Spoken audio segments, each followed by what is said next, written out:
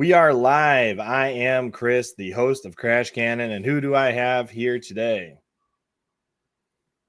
Who are you? Hold.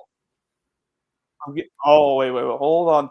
There we go. Hey, it started repeating on me on the other.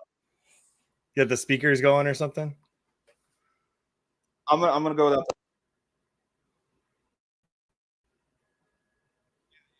that. Okay. I can't hear you now at all, though. Just FYI. Might have to switch your mic around.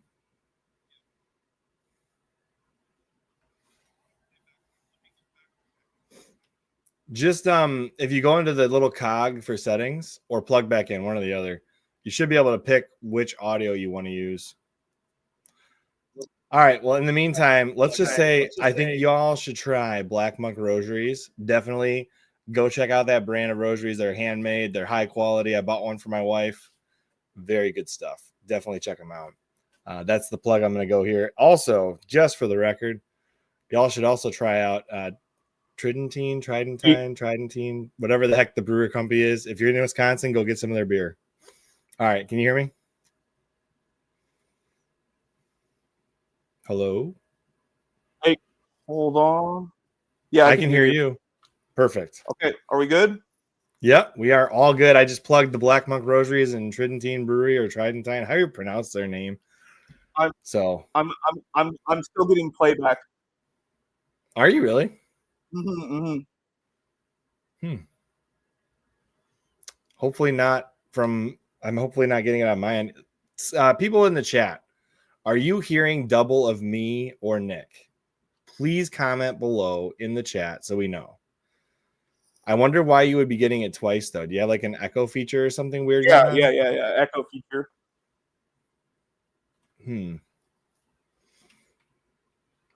Go into your audio. Yeah, I did the echo cancellation. I don't know why you would be getting the echo then. Do you have it playing in the background on your computer? Well, check your browser tabs. Make sure it's not playing. Yeah, there we go. That's what it was. I run an internet business, but I'm not the best. There we go.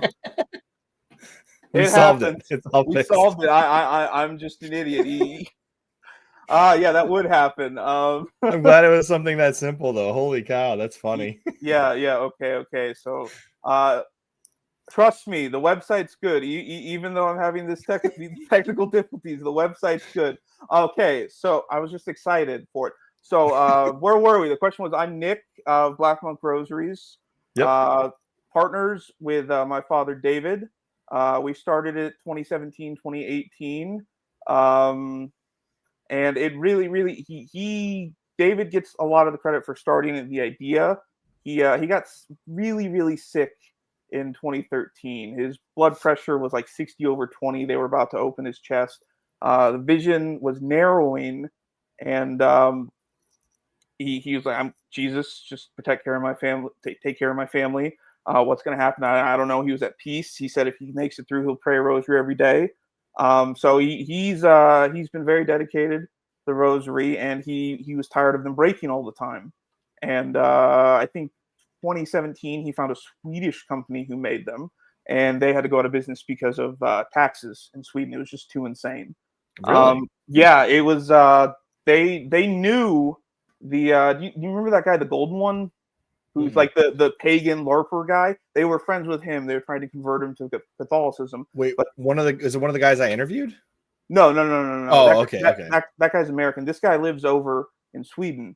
He's a pagan LARPer, but they're trying to convert him and everything. But we had the rosaries, and he went to my big sister. David went to my big sister, and he went, "Hey, can you do this? Can you do this? Practice." And they figured out this is actually the first one. This is the original Black Monk. So this one special item in the family. With David, then he's a convert. So it's funny on Twitter with the cradles versus convert situation. I have no issue with it, like at all, because the cradle raised by a convert. he's like, "Oh yeah, did you know in the council of blah blah blah in the year blah blah blah this happened?" I was like, "Thanks, Dad, thanks, Dad." I totally needed to know that. But with me then as the cradle of the company, and have you seen the movie The Northman? I have not. I know you've recommended it to me before, and I keep meaning to watch it, but I don't watch like any TV. Okay. So yeah, fiction, big fiction man. So I think the best way to describe how I feel about the business as because I raised as a cradle from a convert. I mean, I was surrounded by religious stuff all my life. I've had that crucifix since like '94. There's a Michael right there I've had since '97. Got that Napoleon from him too when I was a child. So those are important items.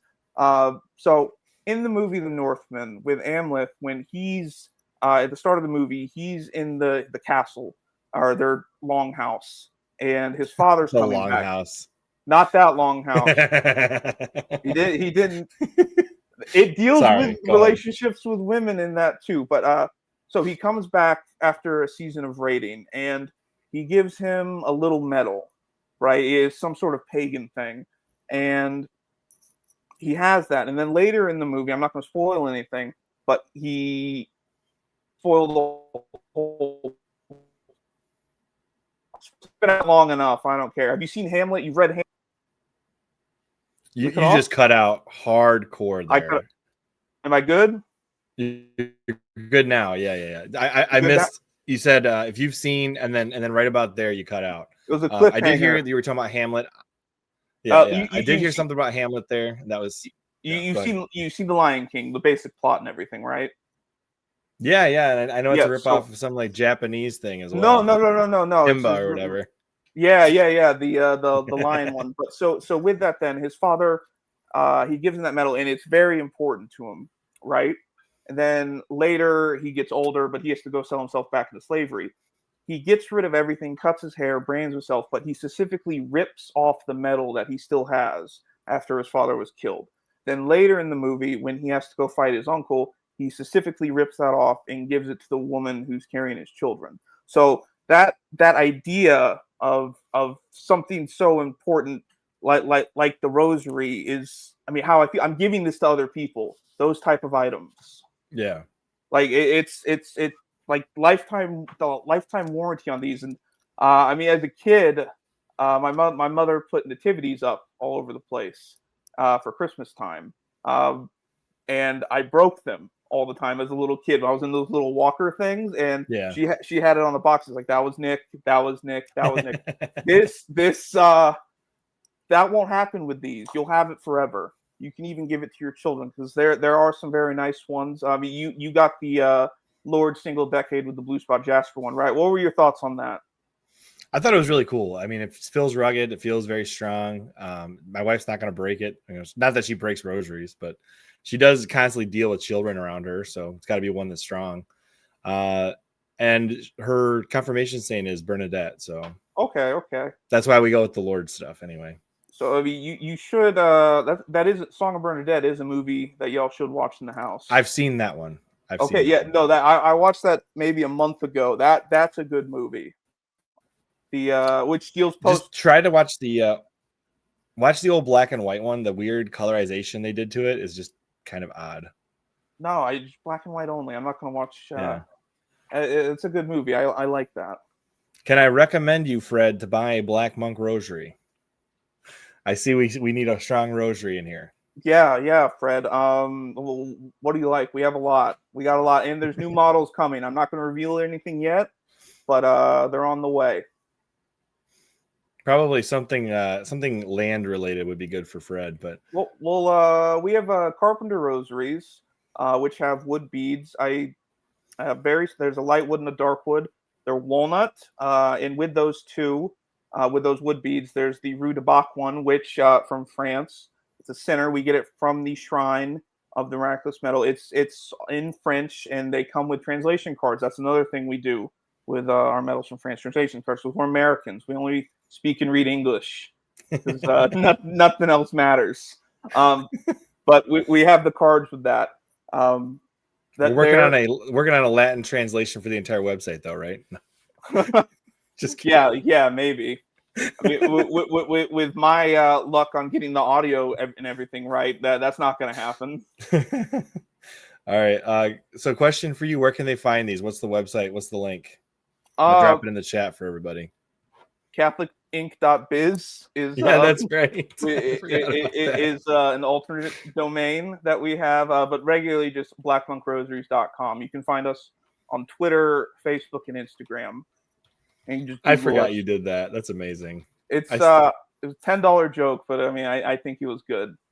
It's worth it. I've shared that link with people who would find it funny, and they all thought it was awesome that you did that. Like, what better company to get CatholicInc.biz than a rosary company? Yeah, I thought it was pretty good. Unite the clans. There you go. Yeah. Actually, that's probably that website might have other meanings, honestly. CatholicInc.biz or Unite the Clans? No. Unite the clans, especially depending on how you spell clan. No, none of that. So my grandma. Well, I've lost. I'm not talking about your website. I'm saying a hypothetical website. I'm giving little lore drop. You said clans. Yeah, lore drop. So my paternal grandparents each died this year, and my grandmother was born a month before Pearl Harbor, and they were German, Hungarian, Irish, and the clan was in their front yard. Oh wow! They burned a cross up in Ohio. So they don't like Catholics. They don't. Yeah, yeah, not at all. Not at all.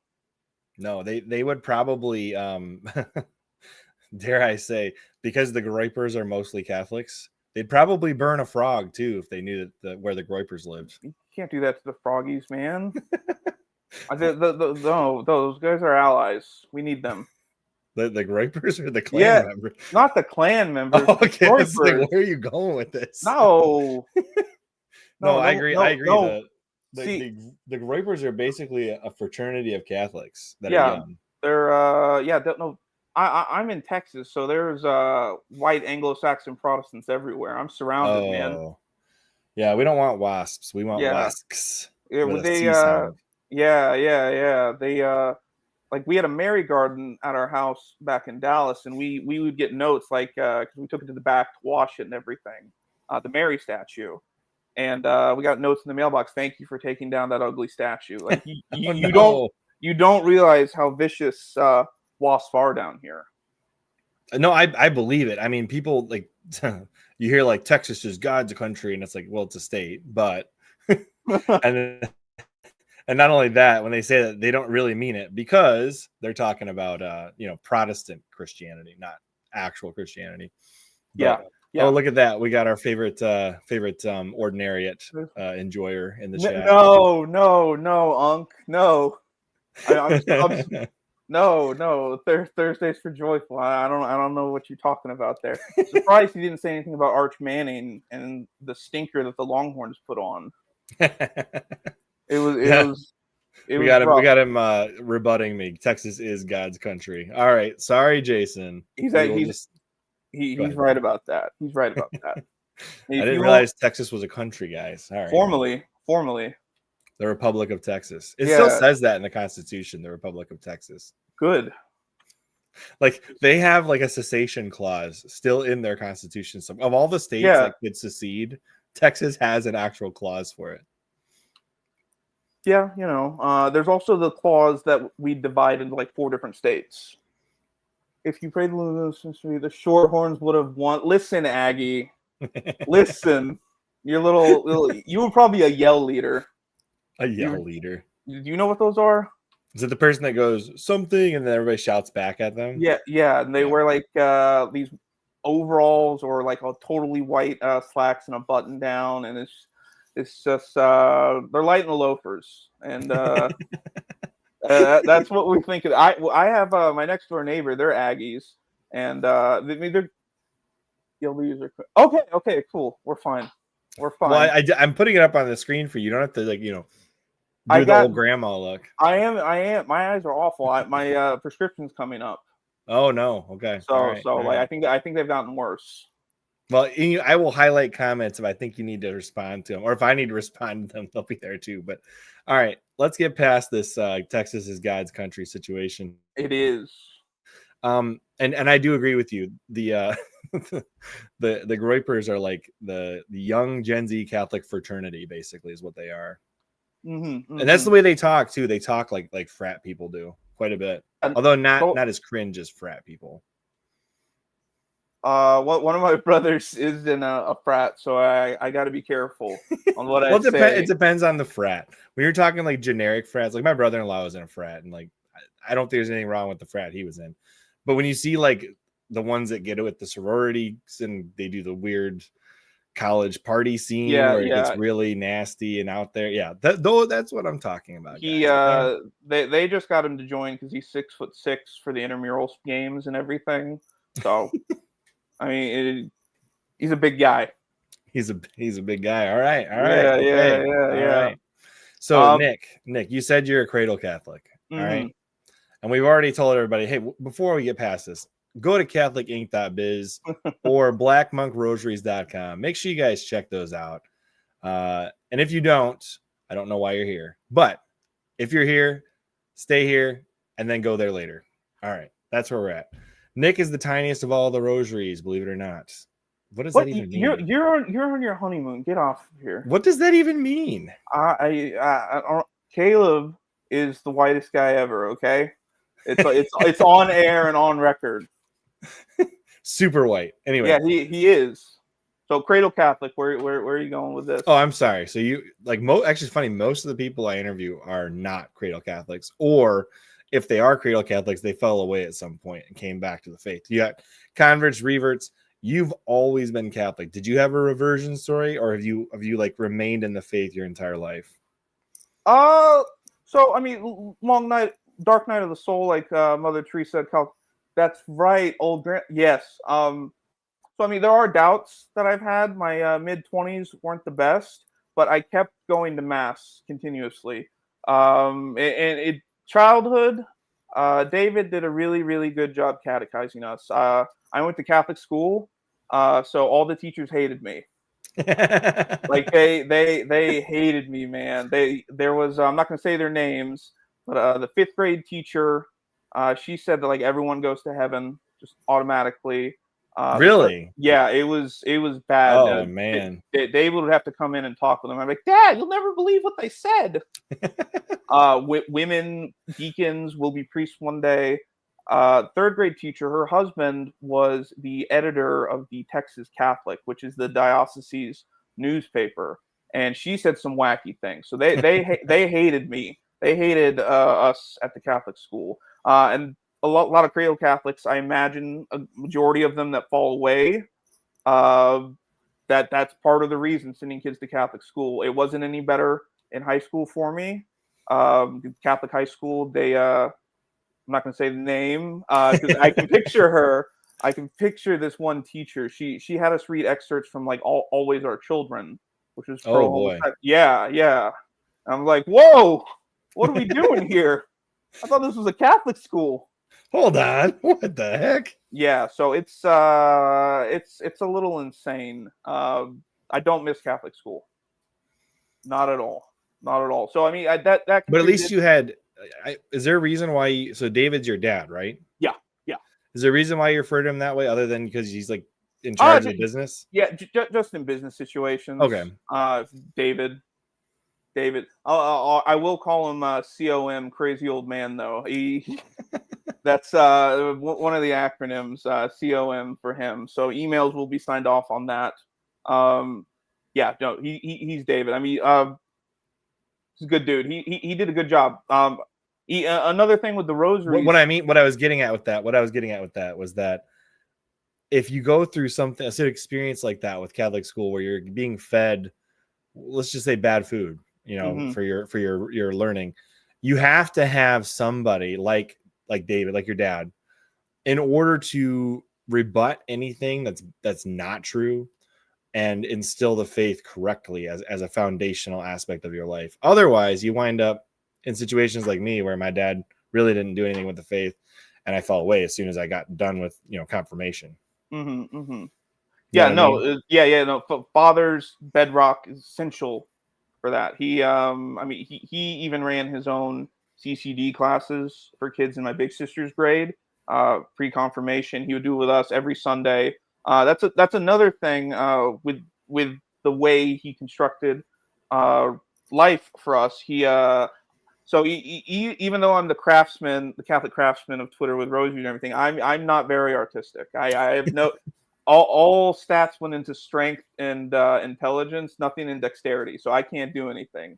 With my older sister, he had a cardboard, not a cardboard, it's a thumbtacks. I can't think of the word, but they did a collage with holy cards and a laminated thing for each mystery, and there was no luminous involved in there. So now, even when I pray the rosary, I do one of the guided ones. That way, I can look at the images of it. That way, I can focus better. Like everyone else, your mind wanders. You're not totally intent and focused on what you need to be focused on. So I mean, that bedrock is essential. So it's good having a convert father doing all that, setting you up for success. I mean, he gave me that. There's a note on that from Mom and Dad 94. It's cool. There's crucifix maxing too. There's another one over there. There's crucifixes everywhere. Art everywhere. It's constantly. I mean, seeing images, all memetics and everything. You see that influenced by it. Like I grew up outside my bedroom with this series of paintings. One is the guy's on a wooden bed. He's holding his rosary. And there's a priest, Jesus is there, the heavenly host is around him praying. And the opposite one is a guy on a very lush, opulent bed. There's gold, and Jesus is off in heaven. And it's like a lightning bolt, the prayers, grace trying to reach him. The priest is holding the crucifix. The guy's not paying attention. He's looking at the gold. I mean, I grew up with that. It lets you know it's real and what you have to do, how you can't end up. Those most people, they're like, what is that doing in your house? You know, there's statues everywhere. In the backyard, there was one of my uncles. He said, oh, I suppose you're a big sinner or something because of that, because he was digging out stuff for a grotto in the back. And David immediately said back to him, you're right. That's why I'm at confession. Like just those little things. Yeah. He instilled all that in us, and he did what a father's supposed to do. And there's 6. I'm one of 6. What's going on? Oh, one of 6, and I think 4 out of 6, 5 now are going to mass regularly. There's the middle children. We won't talk about that. But I mean, he instilled it in us. He taught us. Mom was there too. Mom did good. See, it's funny because like your family is the statistic where the dad is practicing. Like most of the kids are still going. My family is literally the statistic where the dad isn't going or practicing anything. And so only one of us out of all 5 of the kids are actually attending anything. So that's crazy, man. And it happens to be me. So hey, what if I was like, no, and it's not me? It's not me. I'm podcast's over. Oh, just kidding. You be as cliche as it is. Be the change, man. With I am like that's awesome. Generational faith will continue with me. We'll put it that way. The what sort of stuff do you do with them? Because they're all super young to instill the faith. You family rosaries. My 5 kids are span the ages of 8, 6, 4, 3, and 1. Okay. And so the 1-year-old's not doing anything yet, but I don't expect much of her yet. Yeah, she was playing with a rosary today. Does that count? I mean, yeah, as long as it was a black monk, it counts. Otherwise, I don't know. No, it was one that was safe for her to play with. The big beads, nothing that she could swallow. yeah, that's smart. Anyway, but everybody else, like let's put it this way: the 3-year-old does mass responses, so that's pretty impressive in my opinion. In fact, it's not even like something we tried to like. Yes, we're trying to get the kids to do mass responses, but that just kind of came on its own. He just started like saying things during mass, and we're like, "Wow, that's actually the right words. How did you come up with that?" But then like 4 and up, they all know how to say the whole rosary, so we try to do it whenever we can. That's good. I mean, even with David too, he would. So in the Diocese of Dallas, it's been going on for 20 plus years. The good priests, they kind of force them to the outside of the diocese, and he would specifically take us to one where it was Novus Ordo, but consecration, all in Latin, all male altar servers, all boys, incense. He would I don't remember the name of it. He wear the little funny hat. The Uh, Beretta, right? yeah. He wore his Beretta. He was a good dude. Like even my one uncle, when he went to Iraq, he went ahead and went to him for confession. Like he make him. He's a good dude. I don't know what happened to him. They moved him out to Greenville because everyone was going. All the larger family, the good families, they were going there. They moved him like 2 hours away in the diocese because they weren't going to their I'll say bourgeois parishes where it's more relaxed. The country club parishes.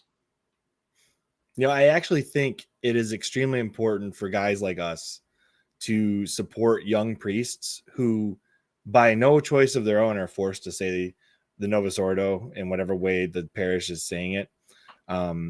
Because a lot of those priests, they do want the tradition back.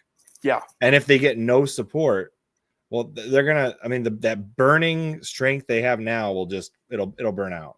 Yeah. No, we have to support them through the boomers dying. You know what I mean? We gotta support them until all that stuff goes away and they can start doing the traditional stuff they want to do again. We need the millennials and Zoomers to infiltrate the Novus Ordo to keep supporting it. So it's what you got to do. That's there's 2 young priests. It was Father James. They moved him out to Prince of Peace, and he was a good. I liked him as a confessor. And then Father Elijah, they moved him out there a couple years later. They keep moving into this one radical parish in the diocese. Oh, geez. to try to corrupt them. Lovely. Yeah. The Father Elijah, he was a very interesting guy. He was bedridden for like a decade, sick, prayed. Like he fire and brimstone, like conversion. You need to do now. This is important. He understood the gravity of reality. It wasn't just God loves you as the homily. Yeah, those are fine every once in a while, but like most people don't need to hear that. You hear that messaging everywhere. Yeah, no, we there was, you know what I mean? Yeah, there was one deacon, just every single homily, like no matter what the reading was, God loves you. God loves you. We've seen him. Lovely. We saw him writing in a bar, a local sports bar once. He's a good dude. It's whatever, but like, come on. There is a whole conversation to be had about messaging from priests. Yeah. Where like because even Paul talks about this. Like there are certain ways you talk to people who are not already Christian.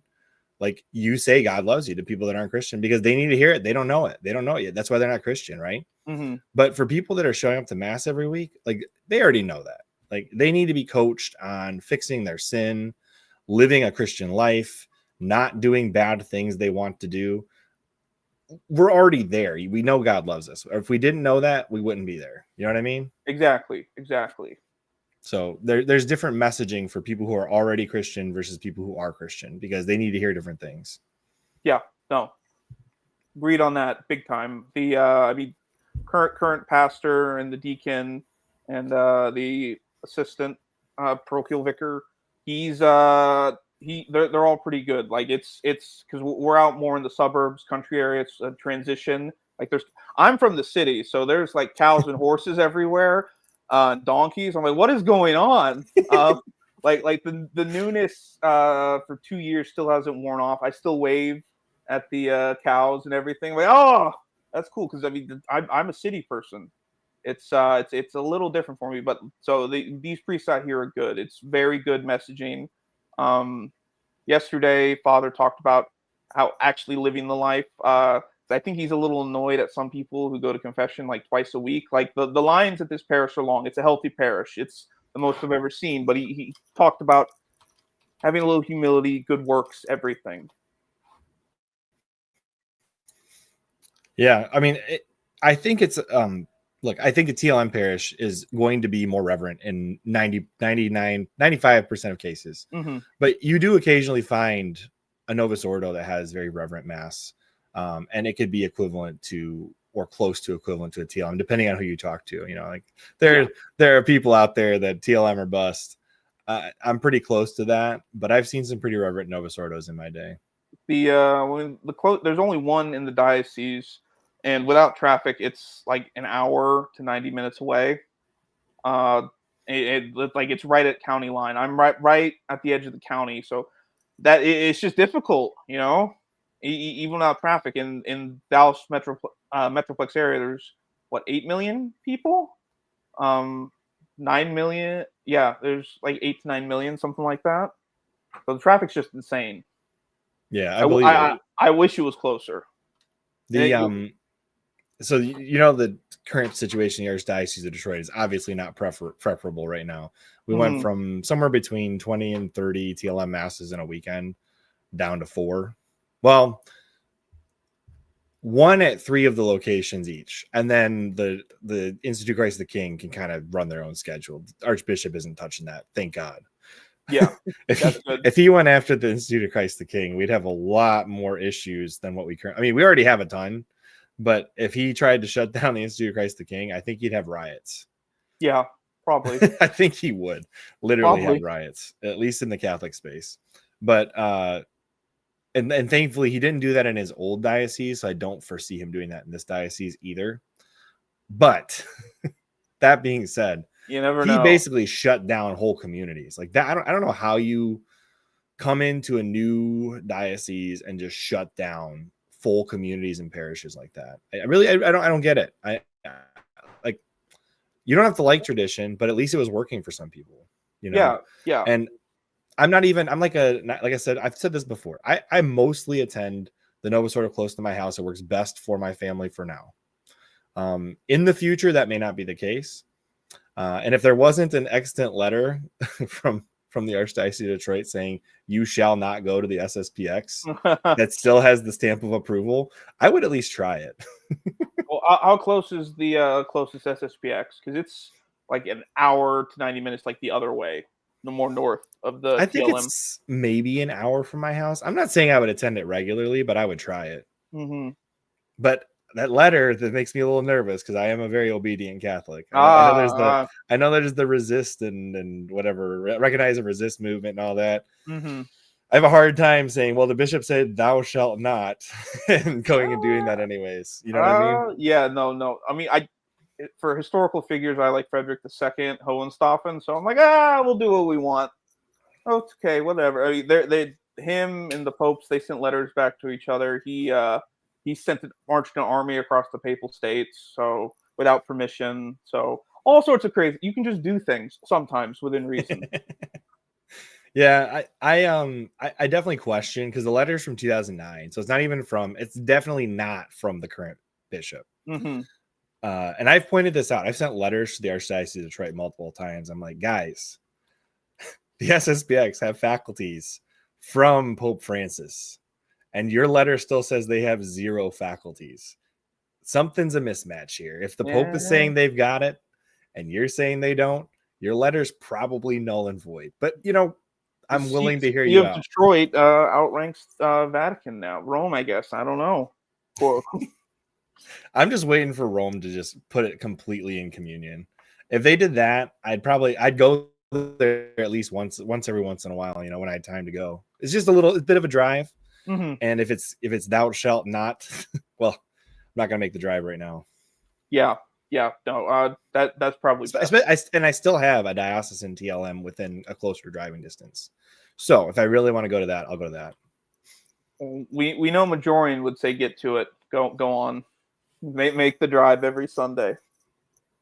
Yeah, Joey, I'm aware of all of what you're talking about. Yes, Pope Francis was silently one of the biggest SSPX fans. It's kind of a wild story. And if you look, the deeper you look into it, the more you're like, what the heck was going on with Pope Francis being like an SSPX apologist, but also shutting down the diocesan TLMs? His whole whatever was going on with tradition and him makes no sense. Yeah, I didn't know he did that in Argentina. Yeah, he did. Well, so what happened in Argentina, this is interesting. The Argentinian government tried to shut down the SSPX in Argentina, claiming they weren't a Catholic group, that they were a schismatic group, and they didn't have any right to practice the faith in Argentina. And Pope Francis basically told the government, nope, they're Catholic. You will let them practice the Catholic faith in your country. Really? Yes. I Does was like, what? does their constitution have any stuff specifically for the Catholic Church, or It was what? Do you, more like they felt like they could shut it down. hmm, they Yeah, thought the it was government schismatic. wouldn't recognize them as Catholic, and basically, Francis is like, no, they're Catholic. You will recognize them as Catholic. They are allowed to be Catholic. End of story. There's a couple other stories that I could tell you privately about the SSPX and Pope Francis, but I'm not the guy to break that news on my podcast. Let's put it that way. All good, man. But I love what the SSPX mission is. I think it's awesome. I think they're doing a great job keeping tradition alive. I have a lot of respect for Archbishop Marcel Lefebvre, despite his alleged excommunication. If you look into what he did in Africa, it's probably one of the most impressive modern missionary works you'll ever see. Mm-hmm. So, yeah. Well, I mean, I have the 1962 missal, and it speaks to me like the Green Goblin mask. That's all I'll say. It speaks to you like the Green Goblin. Yeah. It's like do it from Spoderman. No, I know. I'm just like, what? Yeah. I was like, what? Make the drive. Right. Anyways, for the record, I respect and I do appreciate what the SSPX was able to accomplish with keeping the TLM within the faith. It's a big deal. It is a huge deal. And it is converting Groypers and Gen Z and all kinds of people out there. So I'm not really sure what the war is against on the TLM, SSPX, etc. But all right, so let's get into you, Nick. Let's get off of this Lefebvre SSPX thing that Majorian put me on. Napoleon imprisoned multiple popes. What's your love for Napoleon coming from? Not that. Okay. So I mean, we'll have to back up with the French Revolution. Why did you open with imprisoning popes? So I had to. I'm sorry. So in the French Revolution, it was absolute madness with the church. This should be a YouTube. Thanks, Phil. It was absolute madness. A lot of there was a lot of atheist elements. There was deist elements. Robespierre, he was a deist with it.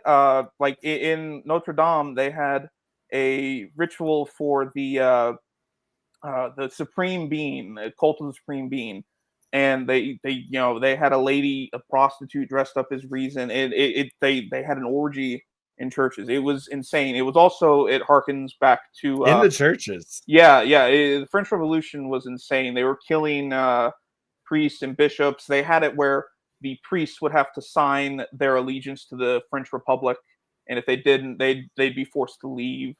So this is basically just like what happened when King Henry VIII created the Anglican Church. Yeah, kind of.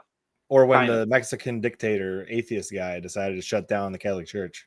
Which one was that? It was Porfirio Diaz, or after him in the 20th century? It was the Cristeros. It was the right before that. Yeah, I mean, he basically killed priests in public and people who are Catholic in public. Yeah. I mean, that matches what happened in France. I mean, they're communists. A lot of Nick Pope explains for Napoleon like he does for Nietzsche. Napoleon did nothing wrong. It's okay. he was a good. I mean, I will say the Napoleonic arc that occurs was better than what the French Revolution was leading to. Yeah, well, they're majority happy as he knows what Napoleon was the greatest thing to come out of the French Revolution. He was the reason for it. He picked up the crown of France from the gutter. So back with what they were doing, the priests, they had to be loyal to the state.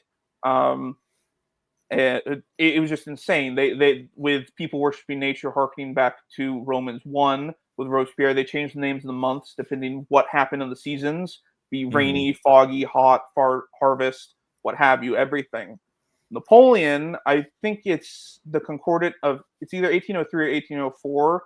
He allowed Catholicism to come back and have an official place in French society. And even before that, it had to do a lot with city life versus urban life.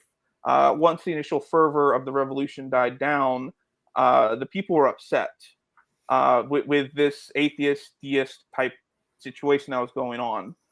Like the La Marseillaise from and the killing priests, the people stood against it. There were instances where priests would have processions down streets, and the people would kneel down and pray while doing it. So the people were rebelling against that. Napoleon solidified that, even though he crowned himself emperor. And then I have the giant picture over there with he's as emperor, the globe and the cross. They're there, they're present.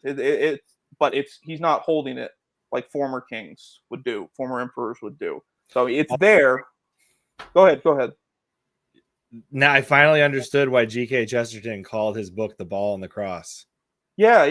So That's why. Oh man, the fact that you just said that finally put that title together for me. I'm sorry. It was like one of those aha moments. Yeah, it clicked. So I mean, even with that, it's similar then to the throne, where the whole world is spinning around, it's chaos and everything. But I can't remember the technical word for it, but that in the throne with the emperor king, he's constant.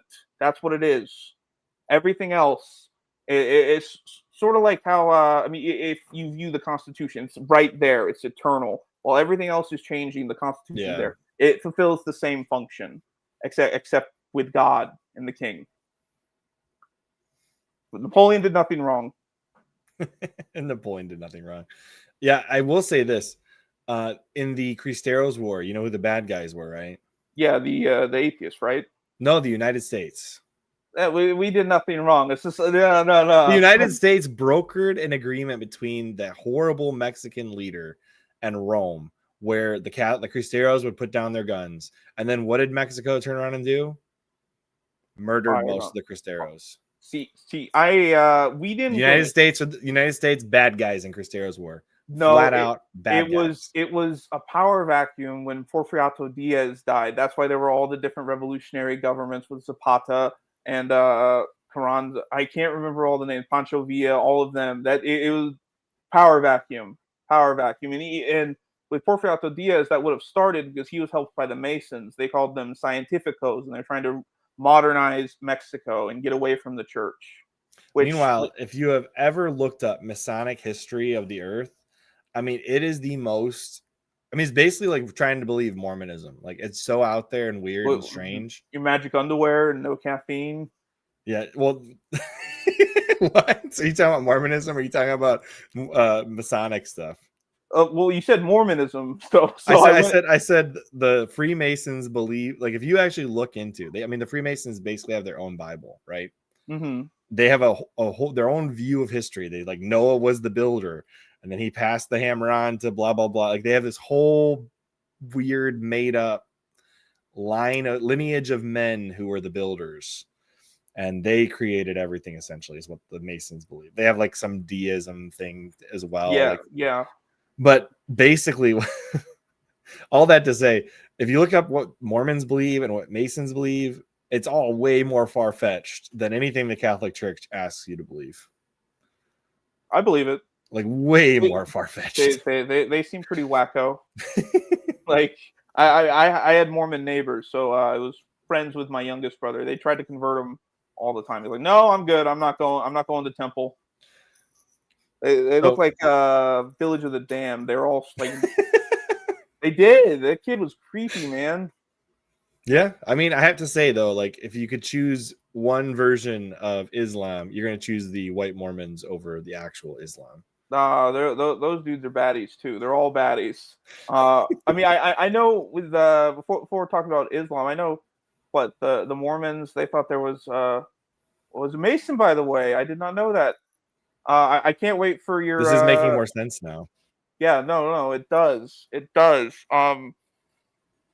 Like the colored people were in the United States and they fought the white people with chariots and stuff. Just like, that's what Mormons believe, right? Yeah. They got some really strange beliefs. Listen, I'm part Native American. I'm offended now. No, I'm just kidding. 2% offended. Anyway, the funny thing, you mentioned the Mary statue and the Mormons trying to convert you guys, because I don't know if I've told this story on the podcast before, but I had two very nice Jehovah's Witnesses try to come to my door with pamphlets, right? Mm-hmm. My windows were slightly cracked and open. And as they're walking up to my door to try and convert us to whatever Jehovah's Witness believe, I hear the girl say to the guy, which I was actually surprised it was a girl and a guy team, because usually it's just two dudes in suits. Mm-hmm. But she goes, "There's a Mary statue. Let's just drop the pamphlet and leave." Oh, I was see, like, sweet. it's a good defense mechanism right there. Wards off evil. Yeah, yeah, it does. David, he loved it. He loves it when those visit him.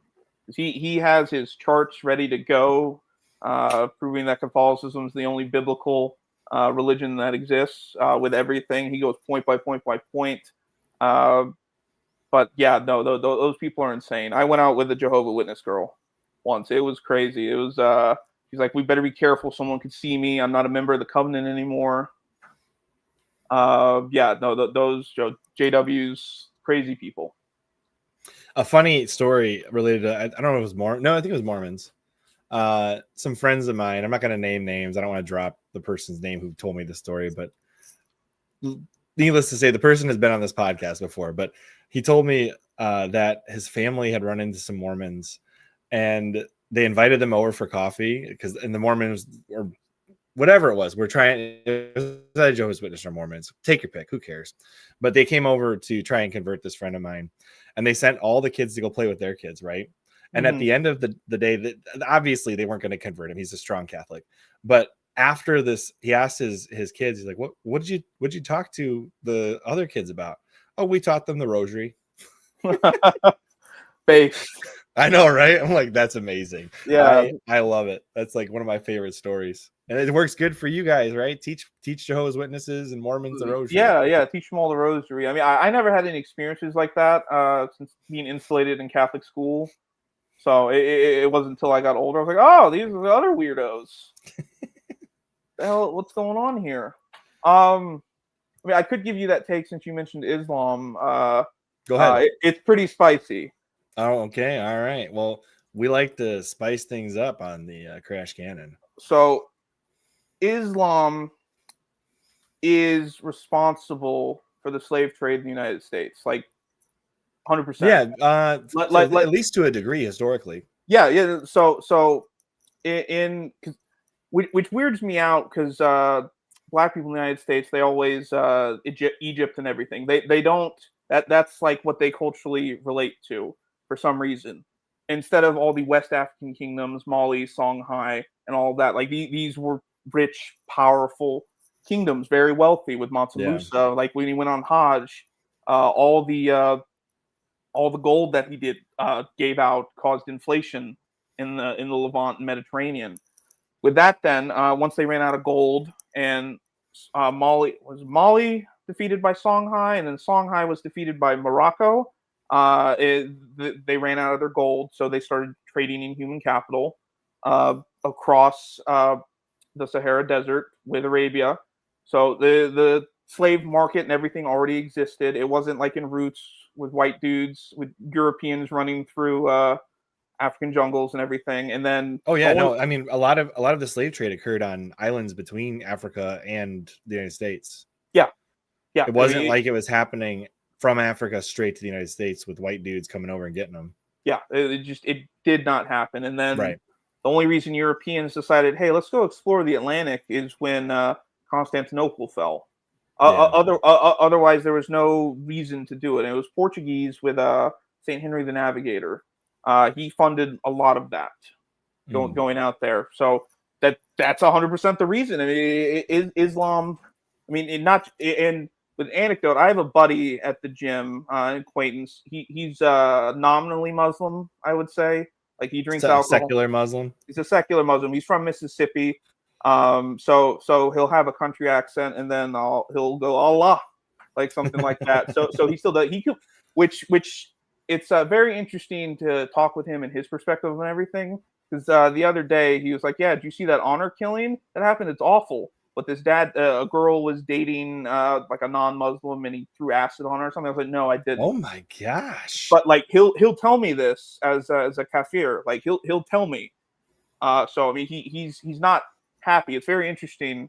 It's awful. He's like, this is awful. But earlier this year, he was gone from the gym. I didn't see him. And then there's a younger Muslim dude who I give tips and help to at the gym. I mean, I'm friendly with everyone there. And I was like, hey, have you seen Abe? I'm like, no, man, I haven't. I don't know. I texted him And like 2 weeks later, he finally texted me. He's like, "Hey man, I'm back in Libya seeing family." He was freaked out by it because his family still has slaves. Oh, okay. I was like, "Whoa, what?" He's like, "Yeah, man, it was freaky." He talked about there's like no-go zones, streets, and everything. Like his family told him not to talk because they'd be able to tell he was American. I thought he was either he got radicalized or deported or something. But I was like, "Abe, where are you, man? What's going on? Omar's bothering me. People are asking where you are." Yeah, I thought he got deported. Even so he was back there. Why are you training the enemy? So I'm stronger, and they see a giant white guy, and they go, "Hey, man, what do I do if I want a bigger bench?" Oh man, that's funny. That's funny. I mean, they don't listen to me, so we're fine. They try to give me tips on lifting. Here's what I will say, right? The best way to evangelize people is the least, unless you're trying like to do it like, I will make this person Catholic today. Like, then sure, go headstrong.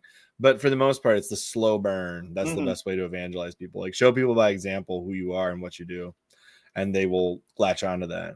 I think I'm doing that because I'm never hammering it home with anyone. He'll make little comments like, "Oh, it's the good Catholic boy," stuff like that. So hopefully, I don't know, man. He's a decent dude. I like him. I like Abe. I'll say that. I treat him like a human too, compared to most people. Like I'll make jokes. He'll be like, "Oh, it's the racist German." You're gonna say I'm not gonna say what I say on here, but like, "Oh, it's the racist German." Most white people don't treat him that way. I agree with Cat Cans. Let them see you be pious and happy. Joey agrees too. Thank you, Joey. I think it's funny just how much just a cheerful Christian attitude, taking everything in stride, can have an impact on people. I found out recently, well, not that recent. I mean, it's been a year or two now, but some people that I work with, I'm not gonna say where I work or anything like that, but some people that I work with actually have come back to the church after talking to me about their experience with the church. And I found that sometimes just listening to people and just offering little tidbits is enough to get people to come to church again. I mean, I don't see enough people. I'm self-employed, so like this is my life. Fair enough. I mean, they know me as the good little Catholic up at the gym in that little world. Always at the parish. People recognize me. Definitely not being a hypocrite. I agree with that though. Like you don't need to be the image of perfection. You're not Mary or Jesus, okay? You don't need to be the image of perfection. You just need to be good enough and not claiming to be more than you are.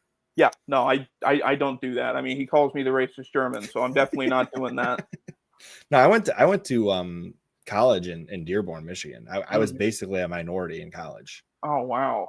Because you've got just an absolute ton of foreigners that go to that school. Like, I'm not saying good or bad, but ton of foreigners. Okay. And you'll see like people who are devout practicing Muslims wearing cowboy boots, flannels, and cowboy hats. And then midway through the day, they change into their like prayer, whatever the prayer clothes are. So the evil of American liberalism is affecting them. Then they can't resist it. Well, and I was so this was during my pre-reversion phase. I was making friends with some of these people, but I got in the truck with this one guy, and I was like, what music is going to play in this truck on our way to go get lunch, right? And then all of a sudden, I think it Luke Bryan is "Country Girl Shake It For Me." I'm like, what the heck? You like this? Anyway, I was surprised. Yeah, no, that's definitely interesting. I mean, so I went to junior college for 2 years before going to University of Texas at Dallas, and you see a lot of that. You'd see the girls, they'd be wearing makeup. They wouldn't have the full stuff on. There was one that she said she was a feminist. I was like, but you have the burqa on, the hijab on. So it's very interesting watching their development in the United States. I'd like them to stop coming here because there's a whole bunch north of me, up in Plano. They're building that super city or whatever. Yeah. Well, hey, question for you. So you're in Texas. How do Mhm. you feel about having the third largest statue in America being a Hindu god in Texas? I'm not going to get you banned from here. So you don't Yeah, feel no, good about it. You don't feel good no, about it. no. That's not good. Do something, Unc. Do something, Jason. Do something. Act code word Ronald McDonald. I mean, Joey's got it right though. I mean, there are full-on mosques being set up next to Catholic churches, which is wild. Like, Yeah. they're doing that specifically to target the Catholic churches in some way, shape, or form, either conversion or violence. Take your poison. So with that too, the internet is causing a lot of issues for them, for Islam, because Oh yeah, like people can. Muhammad didn't split the moon. What are you talking about? Like they can speak openly now. The people that think it's ridiculous. The issue is to uh, not have them be atheists. Teach them about Jesus yeah, instead. Even Catholicism instead. That's the issue. So I mean, they don't know how to combat that. How to yeah. combat the I'm not trying to promote Matt Fradd here, although I don't have any real actual issues with him. But his interview with Ish of Arabia was incredible. If you Mhm. want to learn about Muslims converting to Catholicism, that was one of the best interviews I've heard. Yeah, I'll have to check it out. And then also Sam Shamoon, great resource for learning about Catholics and Islam and various other things that Sam Shamoon is very into. I The haven't watched him in a while, but I know he did some good interviews with Avoiding Babylon, so check those out. I mean, and if they want to learn a lot more about Islam, I have the book, "The Sword of the Prophet" by Andre. I don't remember. It starts with a T. I don't remember how to pronounce it. It gives a pretty good in-depth look at what they believe and what's going on, um, with no thinking, free will whatsoever with them. The odd relationship they had have with women, keeping them down. Uh, I listened to Raymond Ibrahim interview the other day when they were going on jihad, and they're like, "Hey, come with us. You can have sex with women, with white women, like just insane stuff." Oh yeah, no, Uh, they literally think you can, if you engage with a woman that's not Muslim, and a baby is produced, they believe you can kill that baby. See, you can't reason with the two. We'll go back to Napoleon with with the Egypt campaign. When they were going there, Napoleon he learned he had a copy of the Quran. He learned some hadiths, how to say some things, and he tried to let them practice their religion. Uh, Once he had Cairo, but they wouldn't comply with French orders and standards. He was like, you know what, we're fire the cannons. I'm done with this. A Majorian, I think in most, I agree with you on this. I think that there is a case to be made for things like, say, like South Africa. If we wanted to import South Africans to the United States to save them from being wiped out in their Yes, own country, save the Boers. I don't think there's a problem with that. But in most cases, there's no reason for foreigners to be coming to this country just to reap the benefits of the United States.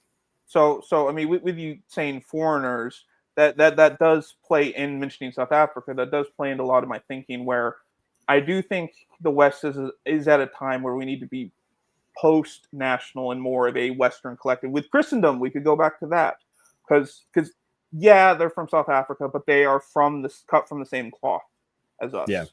So a post-nationalist type with Napoleon, then what he was trying to accomplish, uniting Europe, something like that. I mean, that's what the Uniting the West. Borgias were trying to do, actually. I don't. Uniting Italy. That was their goal, was to unite Italy. I have to drop a little comment in there because Yeah, I yeah. can't have the tower completed. Oh, that's what they're doing. I was That's what worried they're doing. about it. The Oh, okay. No, they're not doing that. Okay, they were doing Nick. That's fine. All right, oh. we'll do the Nick Tower. We're fine with that. We're fine with the Nick Tower. All right. New Crusade asks our friend Caleb, rank best to worst Gladiator Troy 300 on general quality, not just accuracy. Okay. I mean, 'cause accuracy, that's fine. I sometimes care about that with Ridley Scott. I'm gonna put Gladiator last, just because I don't like that movie anymore. I used to be able to quote it like verbatim, not even watching the screen. I just don't like it. The story's silly. The story is so silly. Like, oh, it just it doesn't make any sense. They would have just killed Maximus. Like, he wouldn't have had to have a theater with it. Just kill him and then move on to the next thing. All the cool lines are taken from Meditations. Like, come on, I don't like Ridley Scott like at all. He's not my guy. Not my guy. I'm gonna put Troy number 2. I want to love that movie. It's Wolfgang Peterson. I think he did a good job capturing the scale of it and just how insane it is. And Brad Pitt, I wish he liked the script more because he could have put more in. I relate more to Hector for his duty and what he has to go through. Like, he knows he's going to lose. I've posted a meme before where it has a Wojak, or first you see Achilles shouting Hector, and and then it cuts to a room with the shades drawn with a Wojak dressed as Hector. And he's just sitting there like, I don't want to do this. I don't want to do this. So I really like to Hector. I thought it was perfect casting with Orlando Bloom as Paris. Yeah. He's a little baby. He's a little baby man who ruins everything. And then I remember seeing. I'll put 300 number 1 just because it's cinematically the best. I mean, it makes you feel pro Western society, even though I won't go on the Spenglerian tangent that Greece and Rome aren't Western society. But for what Snyder was trying to do, it and the time it came out post 9/11, it does a good job of that. It's vibes and feel right there. So what, for historical accuracy, they're fighting by themselves in the family. That is one of the most quotable movies of all time. Yeah, it's I even remember in high school, like the guy who was the running back in My Neighbor, he quoted that. All right, let's go kill these guys. Let's kill the Protestants. Don't take that out of context. Wait a second here. Because it was I'm not going to say the name, but they hated our Catholic school. They had a giant rock that they would sign. They didn't do it for any of the other Catholic schools. It was annoying. There was another one which was a mega parish. At their homecoming, they would say their favorite Bible verse of everyone on the team or for the team, and it's just like, come on, don't do this to me. Just get back to the game. 300 is cool. I like it. Let's go Snyder Bros. 300 is one of those movies that I think if you don't like it, you're not a man. Yeah. Like it's like Predator. The Arnold Schwarzenegger, like, you have to like that. You have to. It's got all the pieces of fiction that men like. Yeah, it's an adventure story protecting your home. Like, it's not quite dying in a hail of bullets like most of us envision, saving our family, being a martyr in a hail of bullets, but pretty darn close. Yeah, arguably more more of a violent end than even a hail of bullets. Yeah. And it even touches on the traders with FBLTs and everything. What we're dealing with, traders allowing the foreigners in. It covers everything, and it's not big on aesthetics. 'Tis but a flesh wound. I can't watch that movie anymore. I just can't. I know it's rough. It's rough. No. I mean, not just the comedy. I had to watch it in a class on medieval thought. It wasn't even a regular history class. It was just class on medieval thought, and I was like, I can't do this anymore. It's just no. Now this Cat Can's comment is about 300. Yeah, no, it's good. It's good, especially that speech at the end, and they're charging. Is there any movies that you watch consistently year after year? That's what I do all the time. that's I mean, I've kept away from it, my Depression trilogy. So we've been happy. That's Inside Llewyn Davis, In Bruges, and Blue Valentine. I've only watched that once. Never watched Blue Valentine. Did you say Moulin Rouge? No, In Bruges. In Bruges. That's In that's. Bruges. Oh, Have you seen In Bruges or no? no, the way that it literally your internet like timed out at the perfect timing where In Bruges sounded like Moulin Rouge. I'm like, what the heck? Really? That's not a Yeah, yeah. depression movie. No, it's that has Colin Farrell and Brendan Gleeson, and it deals with mortality, morality, all that fun stuff. That they're hiding out in Belgium. It has what's the dude that played Voldemort? What's his name? I can't. Ralph Fiennes. Oh, I don't. Yeah, I can't think of his name. Yeah, fine. He's in it. It's I mean, it's really funny. It's a Martin McDonagh, I think. It's either him or his brother.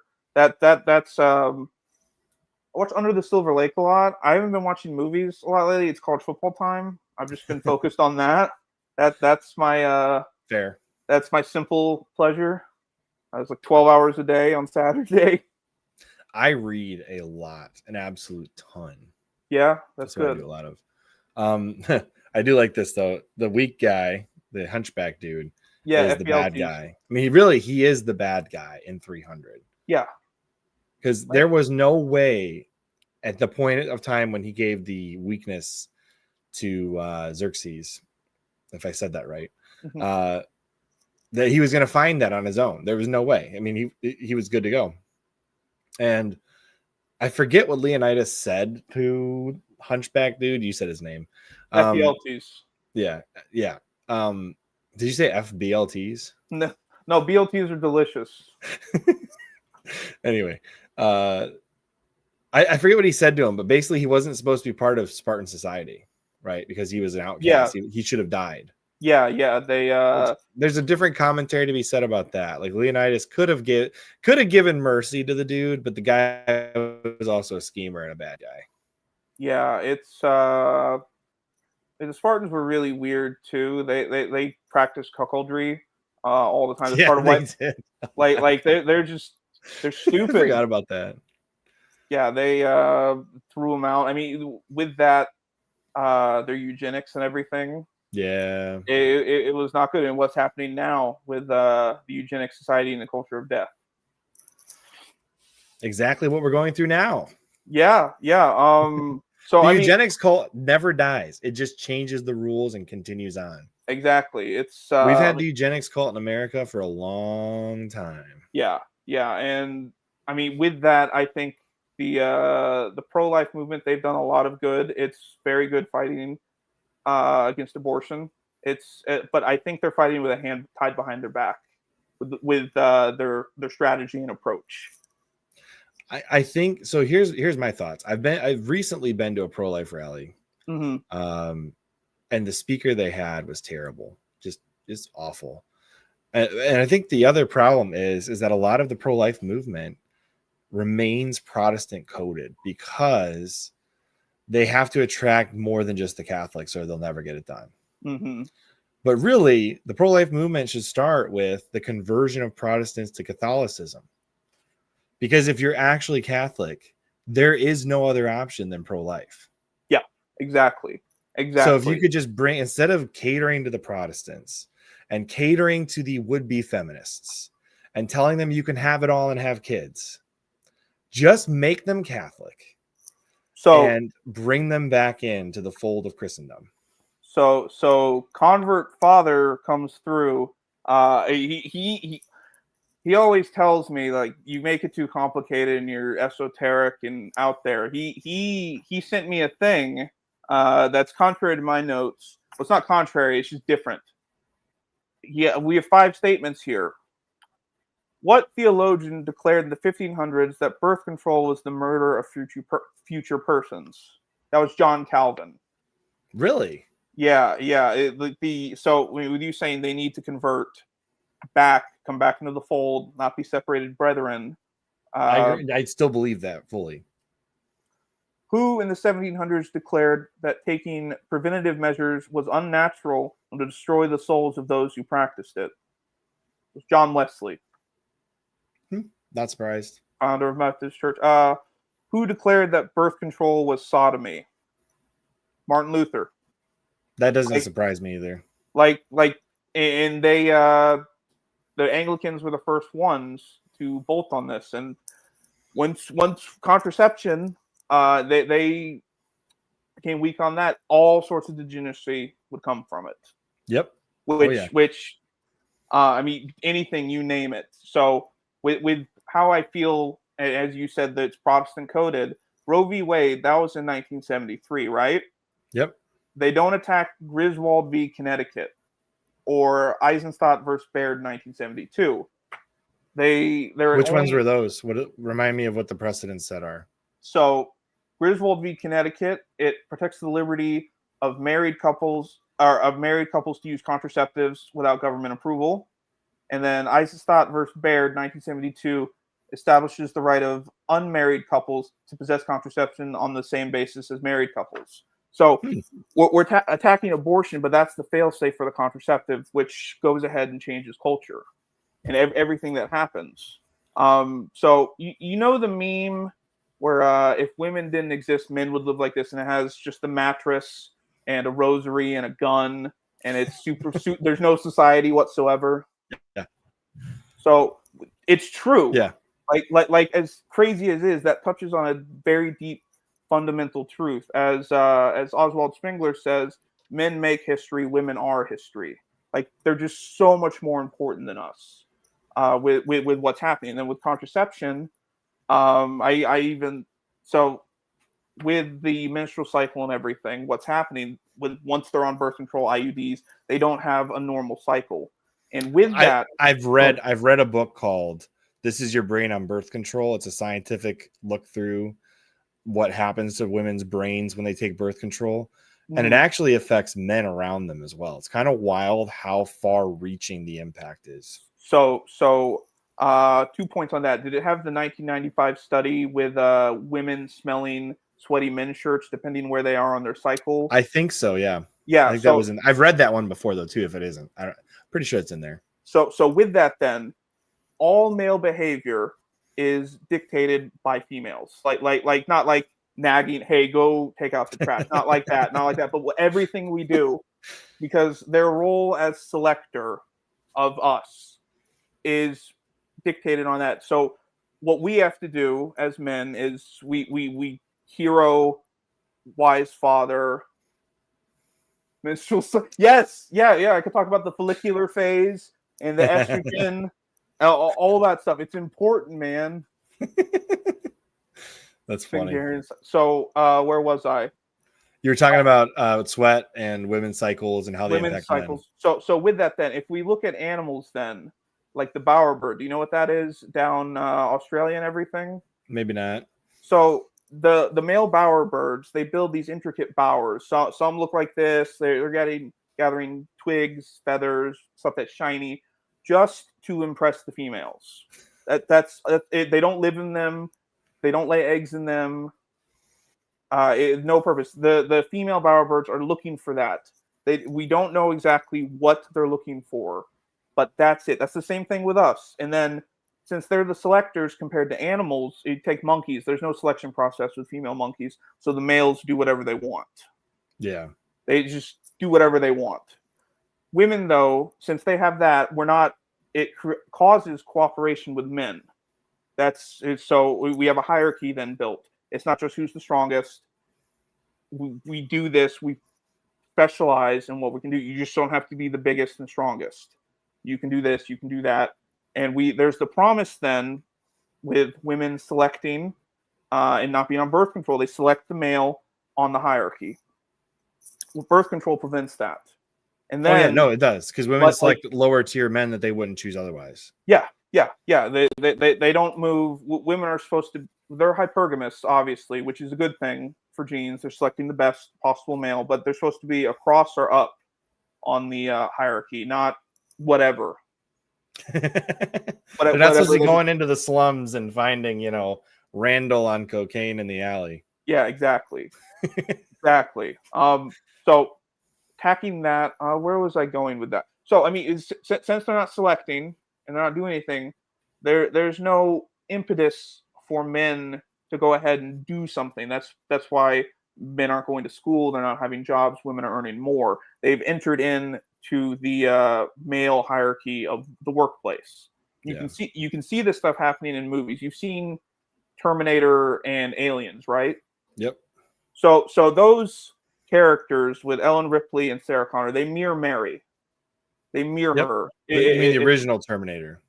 Yeah. The original. Not the Terminator. new ones.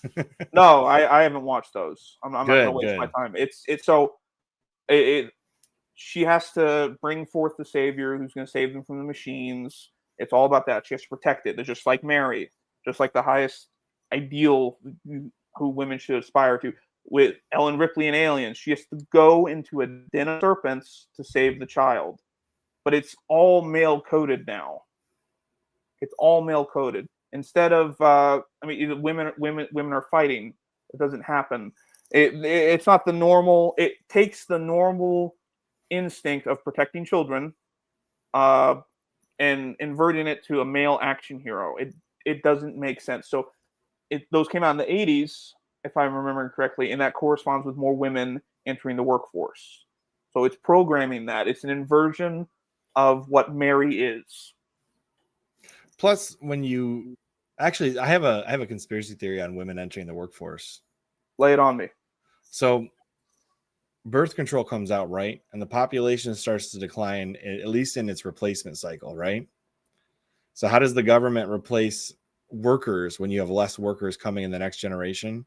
They bring in the foreigners. You employ the women and the foreigners. And it's so you immediately double your workforce, and then you bring in new people.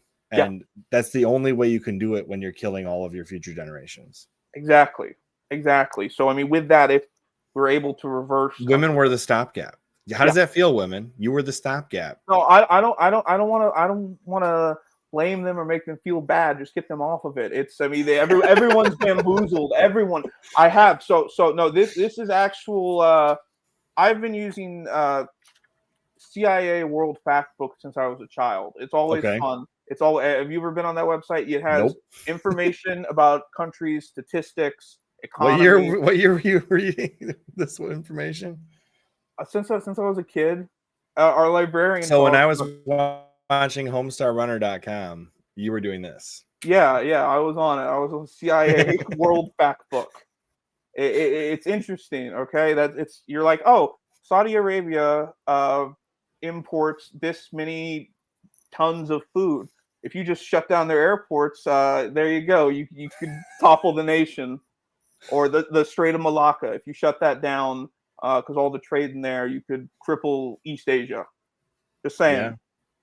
Three Gorges Dam. You listen to me, government?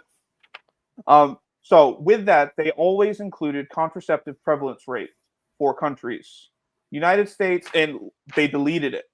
It's nowhere on the website anymore. I even on because I was working on a doc to continue in her ministry. I had the page saved with the contraceptive prevalence rate. It's no longer on the website. I think the elites are aware of what's happening.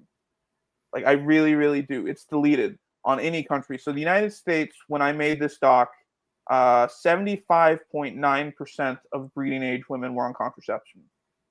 That doesn't surprise me at all. It doesn't specify if it's pills, IUDs, injections, condoms, tubal ligation, or any other method of sterilization. It's all in the West. Japan, though, is a very odd outlier. I think it's all economics based. They're at 39.8, but their total fertility rate is abysmal. So I actually have an anecdotal on Japan.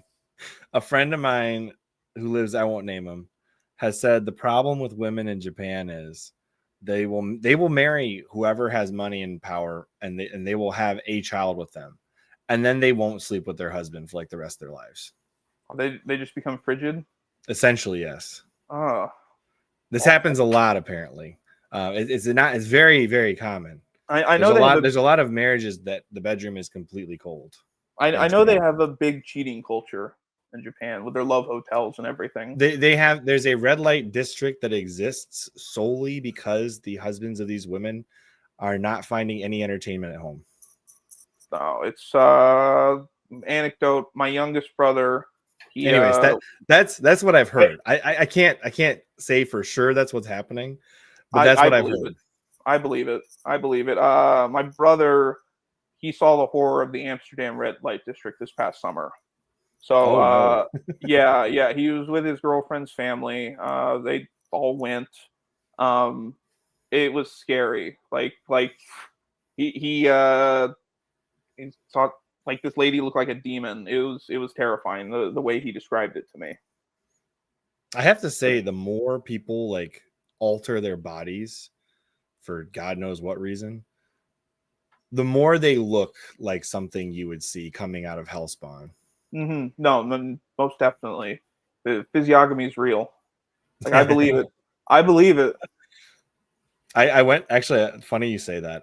I was curious because of the green line test, and I looked at and like there's no problem in any of the photos I've taken. I was like, sweet. Giga Chad. Not on purpose. Totally by accident, but I thought it was funny. All right, let's see here. 70% of those on contraception don't believe in the real presence of Christmas. That's amazing. All right, let's keep going here.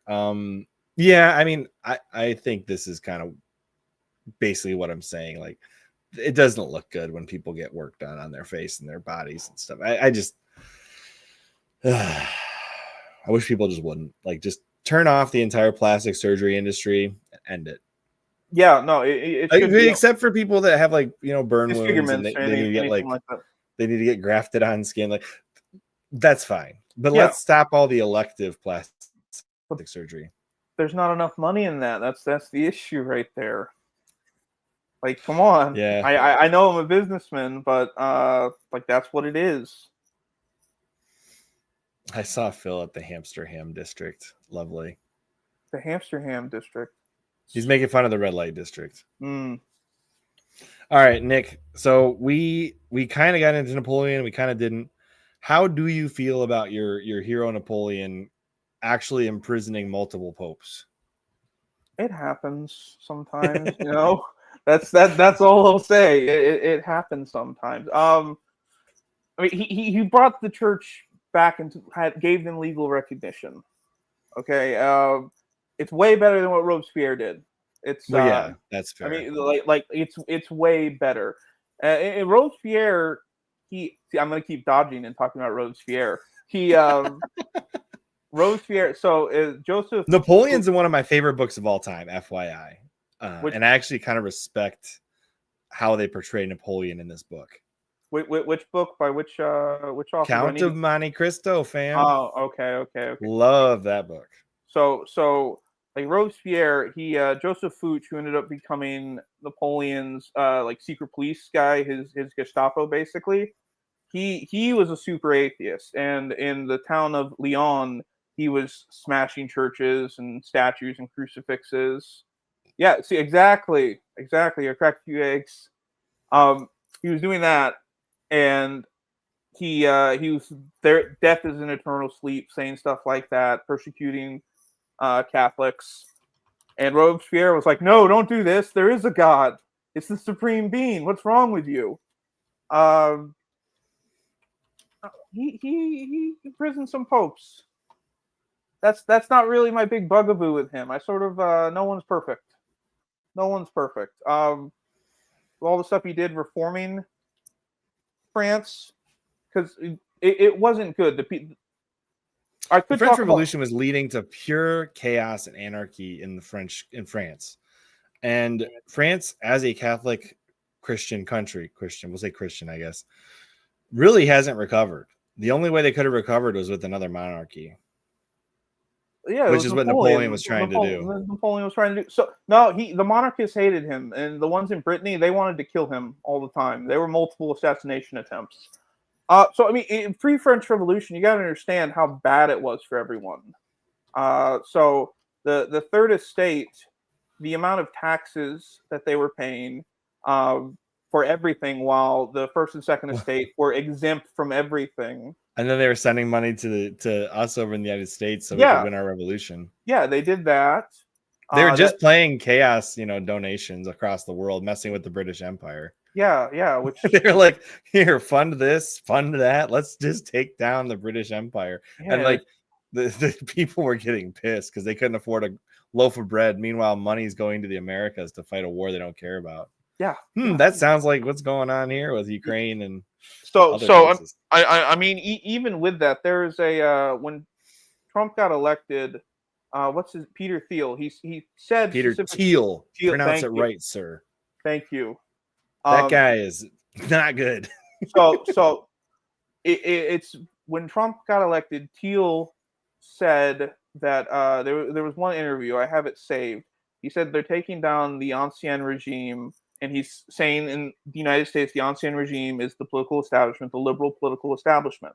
So if you're comparing that then to revolutionary France, that would be the second estate. Yeah.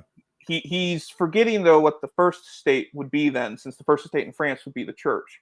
First estate, because I mean, I view the United States, it's a secular nation where big capital banks, techs, they run it. That's the religion of the country.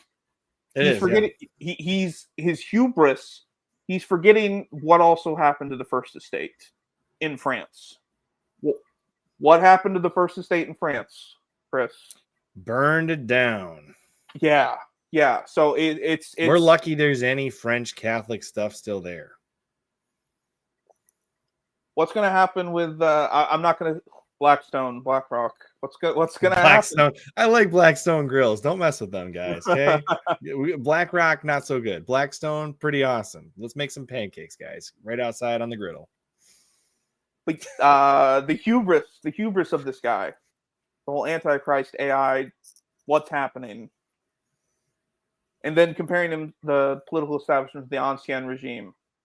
See, I don't personally believe that anything created by man could truly have sentient intelligence. I agree, but it's still dangerous with what's happening. But what can you do when people believe something created by man has sentient intelligence?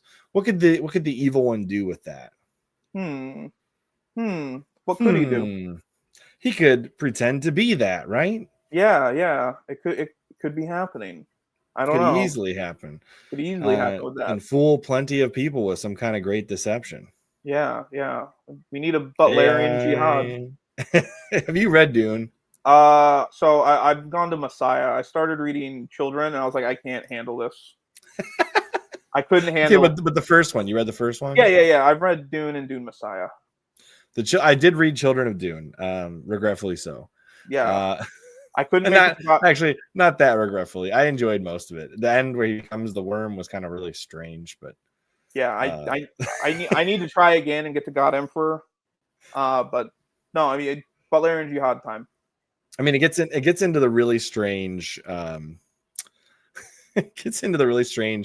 environmentally friendly mind of Frank Herbert, where he becomes the worm, tries to reset society. Like he had Frank Herbert's mind worked so different than about everybody else writing books at the time that Frank Herbert was writing books.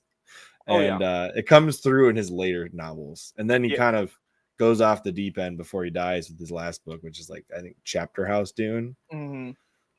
That's a weird one. Yeah, anyway. I didn't make it that far. No way. I'm currently on God Emperor of Dune. That's where I'm at. The Red Pill, don't tell me everything, but the C.S. Lewis space trilogy, or whatever it is, you talk about that one all the time. I love the space trilogy. The first two books are kind of their own thing. You know, like Narnia has many stories, but they're all connected. Mm-hmm. Space trilogy is kind of like that, and he wrote the space trilogy first. The space trilogy is like growing up Narnia, but without the make-believe land. Mm-hmm. And a lot of it has to do with space instead of Narnia. But the first book is kind of apocalyptic-ish. The second book is like a reboot. You're back to Genesis. And it's like you're physically in the presence of Eve and the snake. And that's basically the story. And you have to, as C.S. Lewis writes it, he almost undoes Genesis in his own way, which, for the record, I love Perelandra. It's one of my favorite books ever written. It's mostly just, it's like poetic. Whereas the third book in the trilogy is like his thesis on where progressive science would take society. Okay.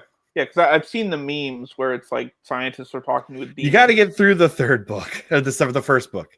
The first book doesn't usually hit well for most people, and then they give up. Like, Sede Picante, if you only made it through part of the first book, just skip it and go to the second one. I promise you'll like it. And the third book is amazing. If you sincerely try to read Out of the Silent Planet, that's mostly just set up for everything else that happens later. Okay. I mean, like it gives you like the outline of like, okay, there are these spirit figures that are basically angelic. It gives you like a rundown of what happened on the silent planet. Figure it out yourself. And it kind of explains how space travel works to a degree. It gives Ransom, who's the main character, like a background, some storyline.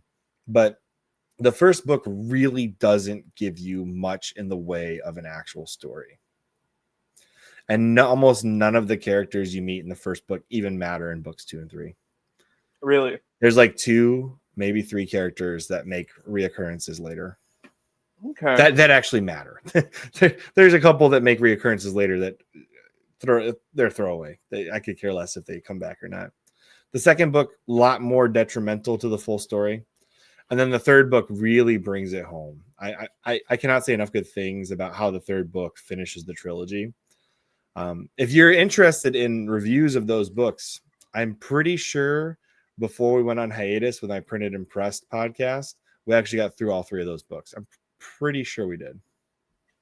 So you check them out then. Like 6 to 8 hours of content on the Space Trilogy. Go check it out. All righty. I'll check it out. We do a lot of summaries in the Space Trilogy, printed and pressed reviews. So just if you want to read them first. Is what's Printed and Pressed? I don't even know what that is. It's you know what? It's one of my other podcasts. I didn't know that. I have so many podcasts. It's not even funny. Yeah. What day is that on? I don't even.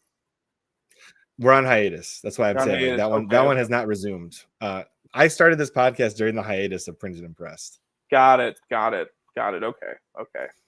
And then I also have another podcast that's monetized. It's called the Krillcast. That's why I have the shrimp. So if you ever see me on Twitter with the shrimp, that's why the shrimp's there. I've seen that one. Don't worry. We had the last episode we did. We got one more at least planned for the Krillcast. We debated aliens, me and Will, who's Catholic. Maybe I'll bring him on this podcast one of these days. But he has a pretty wild story. But anyway, Space Trilogy is totally worth it. What other books do you like? I mean, for fiction, I watch movies. But books, it's all nonfiction. You should read Attonian Germany then. What is it? Send it over the chat. Attonian Germany. Attonian Germany. What's that about? The Holy Roman Empire in Germany. Oh, okay. It's literally written from the perspective of the Bishop of Merseburg. Okay. Thietmar is the bishop's name. Yeah, no, I'll check that out. I mean, I'm reading a book on economic history in the Atlantic. That and rereading Will Durant's Napoleonic Age. So that's where I like reading hagiography. That's what I like reading. Yeah. No, it's the best history is told in a hagiographical form. Yeah. Do you know what that means? No. Hagiography is usually larger than life, tall tale stories, versions of history written from people that lived. No. That's no. What? No. Why? No. Like the Golden Legend. You haven't read the Golden Legend? So. No, tall tales and stuff like no. It's not like straight up tall tales. I'm being facetious. No, I studied history. It has to be exact. I'm reading a book on economic history. Like, Thietmar, all the things Thietmar says actually happened. Yeah, but it's from. I guess when you say hagiography, like historians will call it hagiography. You know why they call it hagiography? No, why? Because they're anti-Catholic. Oh, okay, that makes sense with John Hagee then, right? No. Hagiography is just it's like biographies written in such a way that the historians don't believe them. Oh, it's because they have an anti-Catholic bias. So I wouldn't believe them then either. That's not how I operate, man. usually it's because they're like so evidence driven that they refuse to believe firsthand accounts of what happened. So, I mean, with that though, like Saint Guinefort, I think that's a real story. You that the dog, if I remember correctly, who he's an atheist professor, and he it was early in modern Europe. We talk about how the church suppressed then Saint Guinefort, the dog who saved the child of the night by killing the snake. Um, they had cults and shrines too. I think the dog did a good thing. Um, there you go. I fell into your trap with hagiography. So it is funny though. Like, who decides what is hagiography and what's history? If it happened, I don't know. Like, so for example, most medieval Christians who read the Golden Legend just believed it. You know what the Golden Legend is? Yeah. I know Saint Christopher. So that's with David. That used to be a big argument. I was like, no, he wasn't real. It's from the Golden Legend. Blah blah blah blah blah. And I'd be like, he's not on the calendar. Then why is there a Saint Christopher church that is extant prior? Just to bother him. It was just to. I would say that to him, but I stopped when almost getting in a car wreck, and I was wearing the 5-way medal. I was like, no more. I'm not going to do that joke anymore. Saint Christopher, he's a powerful friend. My namesake, come on.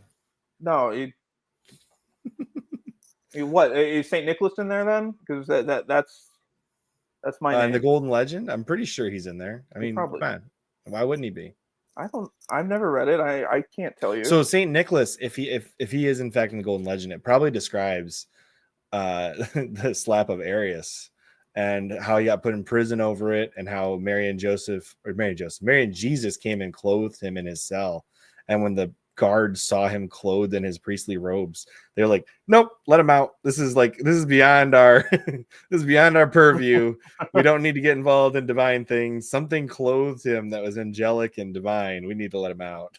I'm not messing with that. Yeah, right. Yeah. And I'm like, you know what? These miraculous stories that converted most of Christianity and were told by Christian after Christian after Christian from centuries and centuries and centuries. There may be some tall tale aspect to it, but why would I choose to not believe what every Christian before me believed? Protestants. I don't have an answer for that. You know what I mean? Yeah, no. So I mean, with my historical perspective, that never even. I keep the domain separate. Yeah. Like that doesn't even register with me. So Etonian Germany, because it's written from the because I think what makes it hagiography is not that because it's untrue. It's because it's written from the thoughts and words of the bishop rather than like a factual presentation. Does that make sense? Yeah. So it's like almost like his diary entries. It's more subjective, right? Which all history. It could be, sure. It could be more subjective. That would make sense. Yeah. So go ahead. No, go ahead. So like, there's parts of the book where I'm just like, oh my, if this was not written by this bishop, there's no way this would have made the cut. Like, this is not important. Yeah. He talks about multiple times where he's like, oh, and the guy has promised to restore the bishopric of Merseburg. We'll have a full church, and nope, never happened. Yeah. Nobody ever restored this dude's church. So I do feel bad for him. Because he's just like, maybe this one. You know what? This emperor will keep the promise of like 6 emperors ago. Nope, never. No, none of them did. Not gonna happen. Not gonna happen at all. Yeah. So he made it through Henry III. That's where his he got the 3 autos, Henry II, and then Henry III. Because Henry I, I don't think was part of the German Empire. I could be wrong about that. Or it was a very short-lived Henry I. I don't remember which. I mean, that whole time period's chaotic. It is, but he does a very good job of laying out the Ottonian aspect of Germany, which was the 3 Ottos and then the 2 to 3 Henrys. They're all of the same lineage. That's why it's Ottonian Germany. Okay. So they're different from the Hohenstaufens then, with yes. Barbarossa and everything. Correct. Were they before or after? We're talking like 900 to like 1200 somewhere. Okay, yeah. So right before Barbarossa then. Yeah, it's before all that. And a lot of the time he's talking about like, and the Slavs keep coming and killing us, and the Poles are coming to kill us. It's funny. It's bizarre because like when I think of Polish, I think of a Catholic country, but when they're talking about Poland, they're talking about pre-Catholic Poland before the Teutonics and Teutonic Knights and everything. Yeah. My brother did say he went to Poland. He went to where was it? I don't remember the city. Like he was outside of Posen. I know he was north of Posen. That's where my great grandfather was from, Posen. It was part of Germany at that point. He nicest people. Like the Poles were his favorite in Europe, and he went to mass there. It was just beautiful. Thank God for Teutonic Knights, right?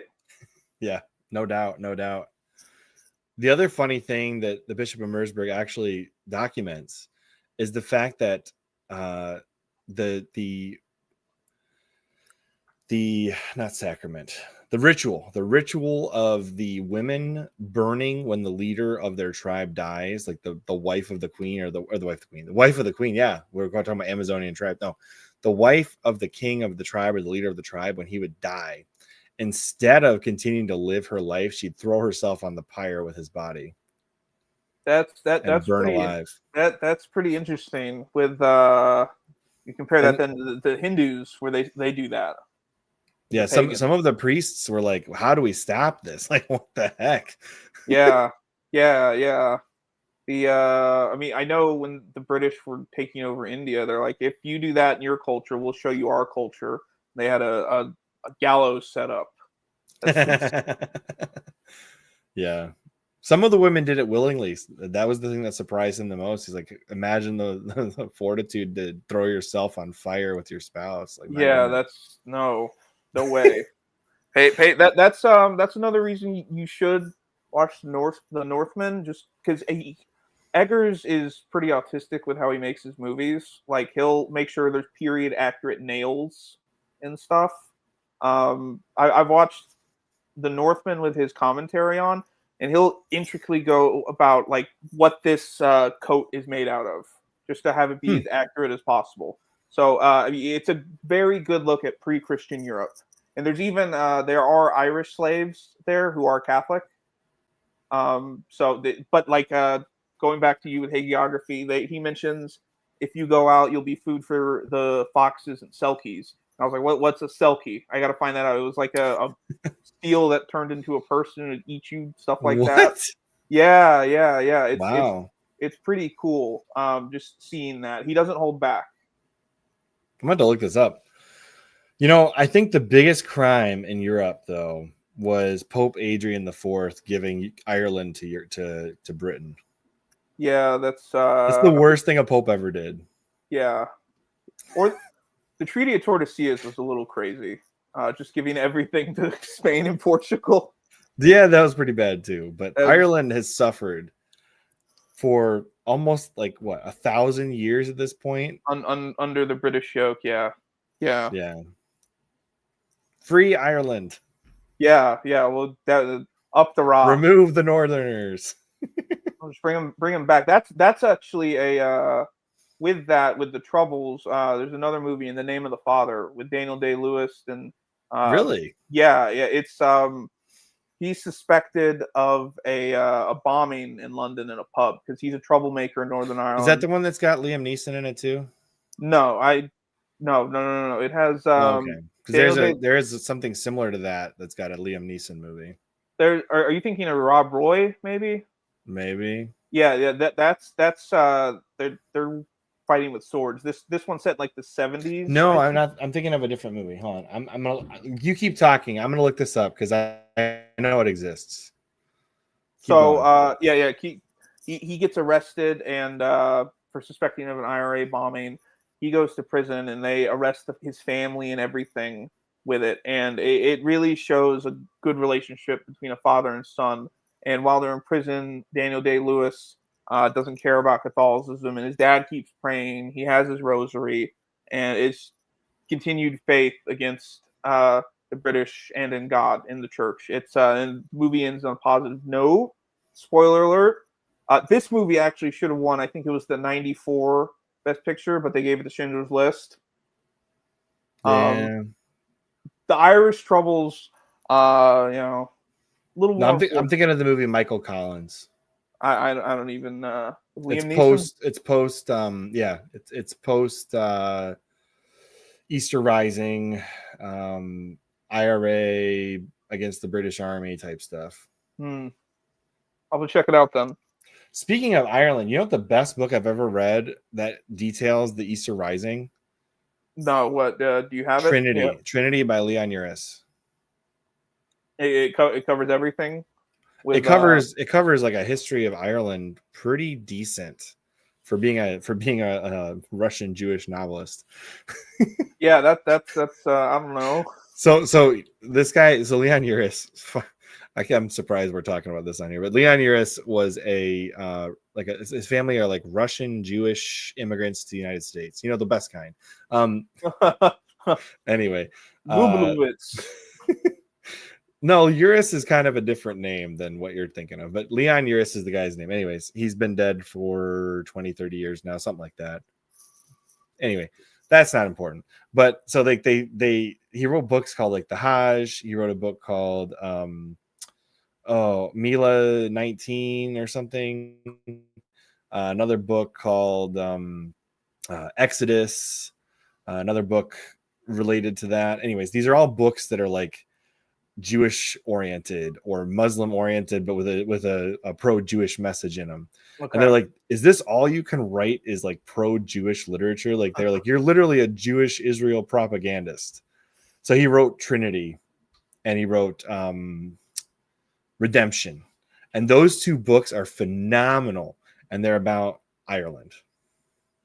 I'll check them that out. was his answer. That was his answer to, can you write the non-Israeli propaganda? He proved it. He proved he can write non-Israeli propaganda. It's like of Quentin Tarantino with what is it? It has Pam Grier. I can't think of its name. Jackie Robinson, where he just couldn't. He could do more than just regular gangster Tarantino movies. The same thing.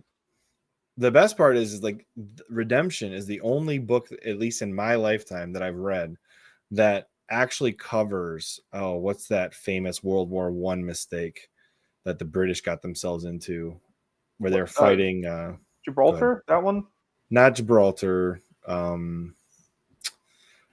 man, it's at the tip of my tongue too. Anyway, it was when they were fighting like the Turks in what the heck is that area? I'm not a World War I guy. I'm World War II. I took like 2 years advanced level stuff on that. All right. Well, anyways, it actually documents some of the worst, most horrific scenes of World War I, which you don't get in most books. Let me just grab it real quick. I know I can never pronounce it. Actually, it's funny. My wife actually corrected me on how to pronounce this word the first time I said it. I was like, no, I was wrong. I was way wrong. And then when she said it, I was like, oh man, I've heard that word before. I can't believe I didn't recognize it. It happens to the best of us. Redemption by Leon Uris. It does. But the characters are the first book details characters in Ireland, and then the second book details the brother who moves away in the first book in New Zealand and how his son comes back to Ireland because he feels like he needs to come back to Ireland. But both of the books were phenomenal. That's probably real then. So I do watch international rugby with the Irish team, and a lot of their Gaelic players, football and all that. No, just union rugby. Okay. So that is part of the books, by the way. So what James Lowe and Mac Hansen, they're from New Zealand, but their parents and grandparents were Irish. So yeah, that's a lot of Ireland migrated to the United States or New Zealand. A lot. Yeah, of it. That's my grandfather. He's the last grandparent still alive. He was the first one born here on that side of the family. Okay. Yeah, so they were from Roscommon. Neat. Very neat. Man, I cannot. Let me just look this up. World War One, British battle with the Turks. and there was Muslims involved in it too. Yeah, so what, like the Lawrence of Arabia type stuff? Gallipoli. Gallipoli. There we go. Yeah, I pronounced it like Gallipoli, and my wife's like, "You mean Gallipoli?" And I was like, "Oh no, I said it wrong." It's over. I'm sorry. Yeah, game over. I suck at history, and that's something my wife always points out to me. She's like, "You're terrible at history." I'm like, "You're right. That's why I have to read about it." Yeah, no, you got to read more. Got to read more. All right, yeah, Gallipoli. That is one of the most horrific things I had never heard of in my history classes in high school.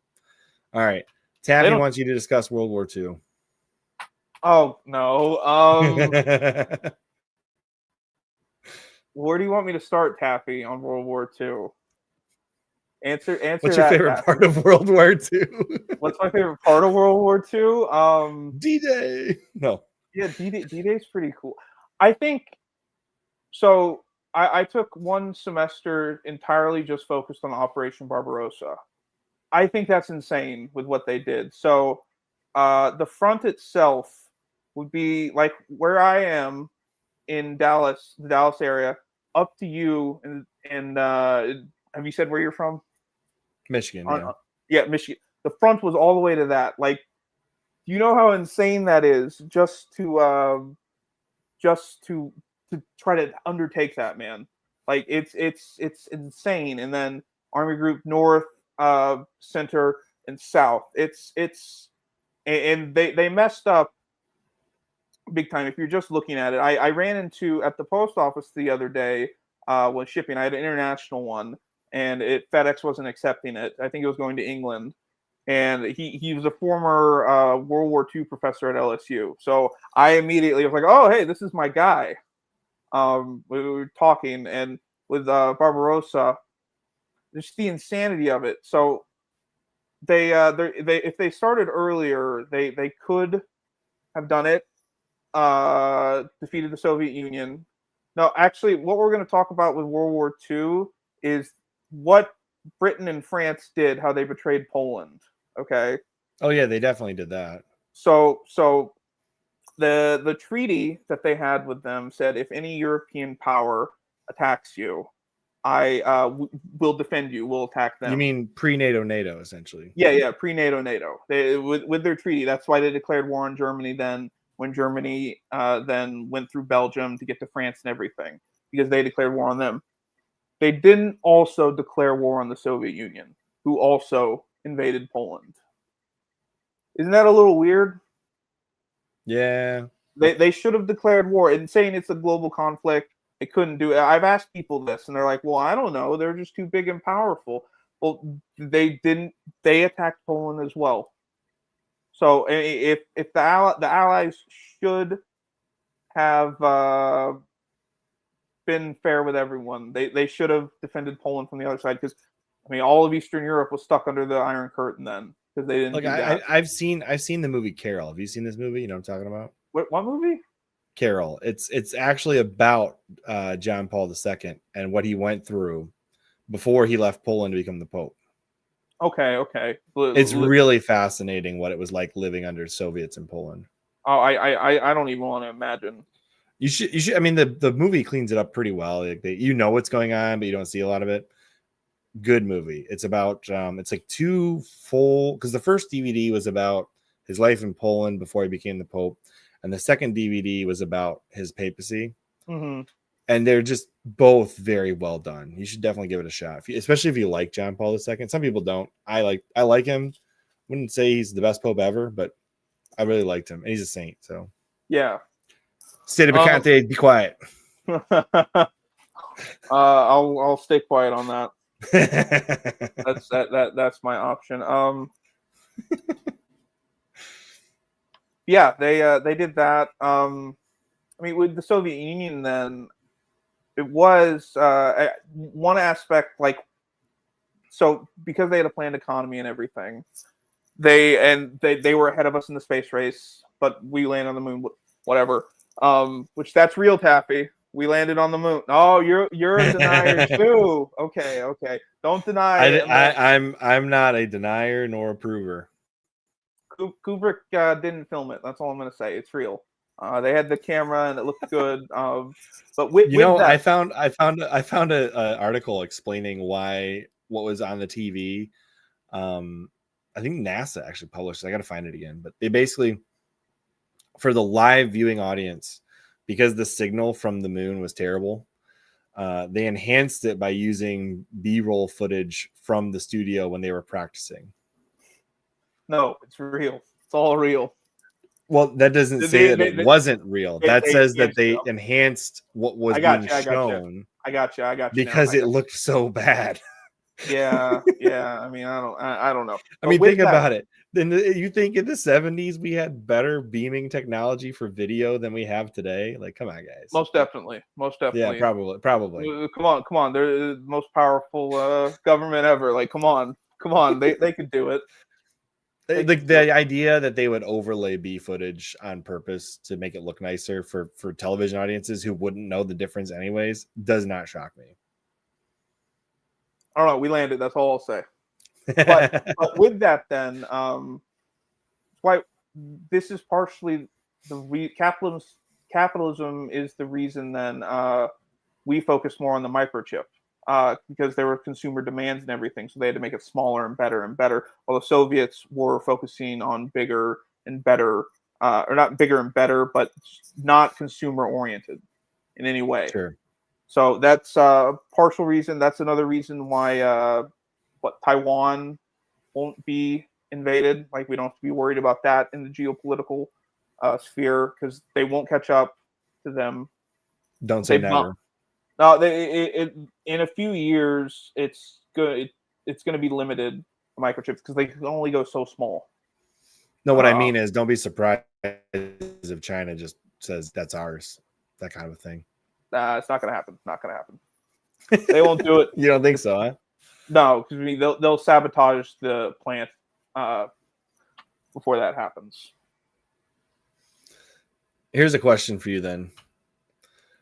I firmly believe the devil made the accidental target of Nagasaki happen because of the Catholic population there.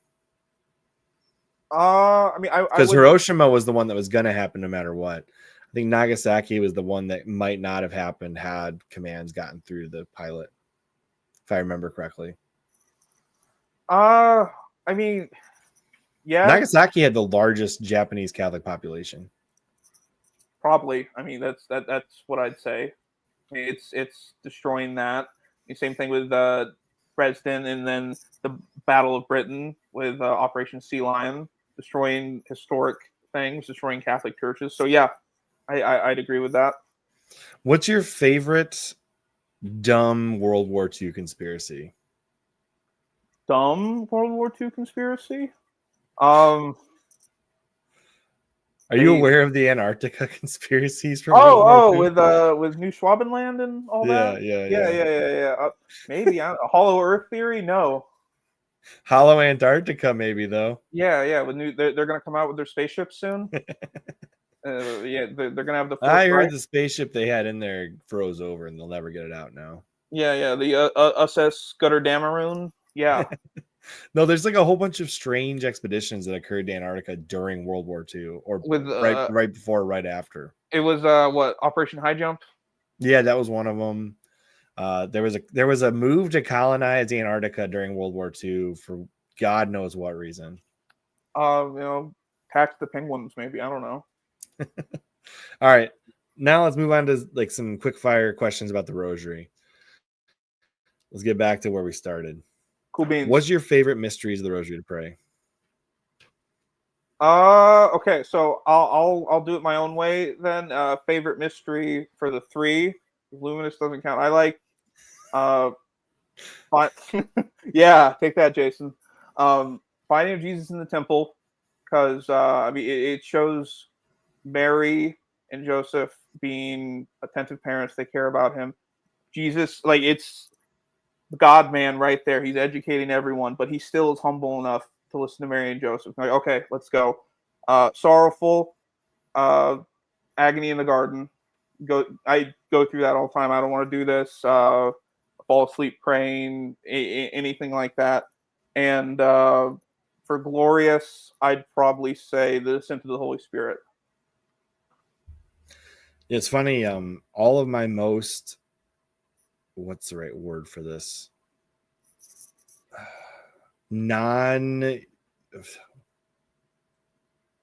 All of my most spiritual experiences have occurred during the Rosary.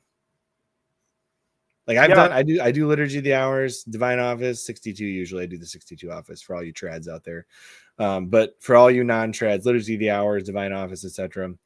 I never really have the experiences doing that, but doing the Rosary, I get all kinds of weird spiritual adjacent type stuff that happens to me. And it's always during whatever mystery is appropriate for that particular thing that happens to me. Yeah, no, it's that's definitely true. There was an instance with the sense of the Holy Spirit when it clicked. You can feel the presence. It was post confession, so like I could feel it. I don't know. You had the charismatic baptism in the Spirit. Yeah, exactly. That's me. I started speaking in tongues too. Funny you say that. I got a really interesting speaking in tongues guest next week. That's as much as I'll tease. Whoa. What's next? What's next, boss man? All right. Next question. What is Nick's favorite statue he sells? Do you guys sell statues? Yeah. We sell statues from Spain. They're oh, okay. All right. So back to me breaking statues. There was one before I had a Saint Joseph. That's my patron saint. I like that one. We have I don't know, Saint Joseph. They're all really cool. They're Spanish, so the way they make them, it's Spanish wood paste, and they make all the different components. So the arms, the body, the legs, head, and they have glass eyes with them too. All indoor statues. I couldn't tell you my favorite one. That's too hard. That Saint Joseph one though, I broke that when I was a kid. I've had that for a while. I had that for a while. That one was pretty Nick cool. can't pick a favorite because he doesn't want to, promote one statue and not another that he sells. Good business. Buy them all. No, you got a Saint Pope Pius X statue. Maybe I'll find out. There's a lot in there. They're categorized alphabetically, so they're all over the place. There's a really cool Jesus crucified one where you see the wounds. Our Lady of Victory ones are really cool too. That's those ones. So there is a discount code right now on the website. I 10 to 15% off right there. I don't know if it's gonna stay on. Not after this podcast. No, yeah. You're all gonna take advantage of me. Yeah, there is a discount code on the website. Yeah, I couldn't pick one. They're Spanish, dude. They've been at it forever. They're really nice statues. I have. What's the furthest away that you guys buy pieces parts from? Come again? Like where's the furthest place away from you where you live? You guys buy like crucifixes or whatever else you guys have to buy. So some of our stuff is American sourced. The beads and paracord, those all come from the United States. But then a lot of our crucifixes, we get those from Italy. They're all Italian made. And there might be some French ones coming. Who knows? And then, spoiler alert, Spain, the statues, and then France, we get the Rue de Bac medal, which is the which actually in a Napoleon book, Rue de Bac's the street, and it was in a Napoleon book. It was like Rue de, oh my gosh, it's real. It's real. Yeah, it's real. Like the Han Solo quote from Star Wars. It's all real. Yeah, it's I was like, whoa. So that they have a bunch of other cool medals we get. So it's United States and Europe. All right, last rosary question for you. What is the oldest rosary you've laid eyes on? I don't know. I don't have an answer for that. That's like, come on. It's really weird. I don't even think of any other rosaries but ours. This is all I know. I don't. Well, how long have you guys been doing it now? Like 2017, 2018, right around there. That's when the idea was formed. I believe 2018 is our official inception. But we had to figure out the name, what we're doing, all that stuff. It's I mean, I don't even know what other rosaries are. All I know is Black Monk. Fair enough. Like that's You my can't world. even not even relic rosaries. I got it. Understood. Well, I mean, relics. I have right here. I have a was it Padre Pio right there. He's been helping me. It's a piece of his robe right there. Side note: the Padre Pio movie that came out like 2020 time frame. One of the worst movies I've ever seen. I saw bad reviews. I saw the Shia LaBeouf parts were good. Everything else was the 20 minutes of Shia LaBeouf in the total of 2 hours. Those were good for the most part. Not worth it. Not worth. But the rest of it was the fascists versus the socialists. Yeah, and nobody was a good guy. There was no good guys. Yeah, I didn't want to watch it. I've seen everyone say Christ is Lord. I've watched that. Is the best. That is the best thing to come out of that movie. I mean, even with that, I've watched the full scene with the confession, not just the edits and everything. Like when he hears that confession, man, like his change in demeanor, it's like, yeah, it's powerful. Shia LaBeouf did a great job doing that role. I wish we could see more of it. Yeah, most definitely. All right, one last question for you. Do you have any questions for me? No.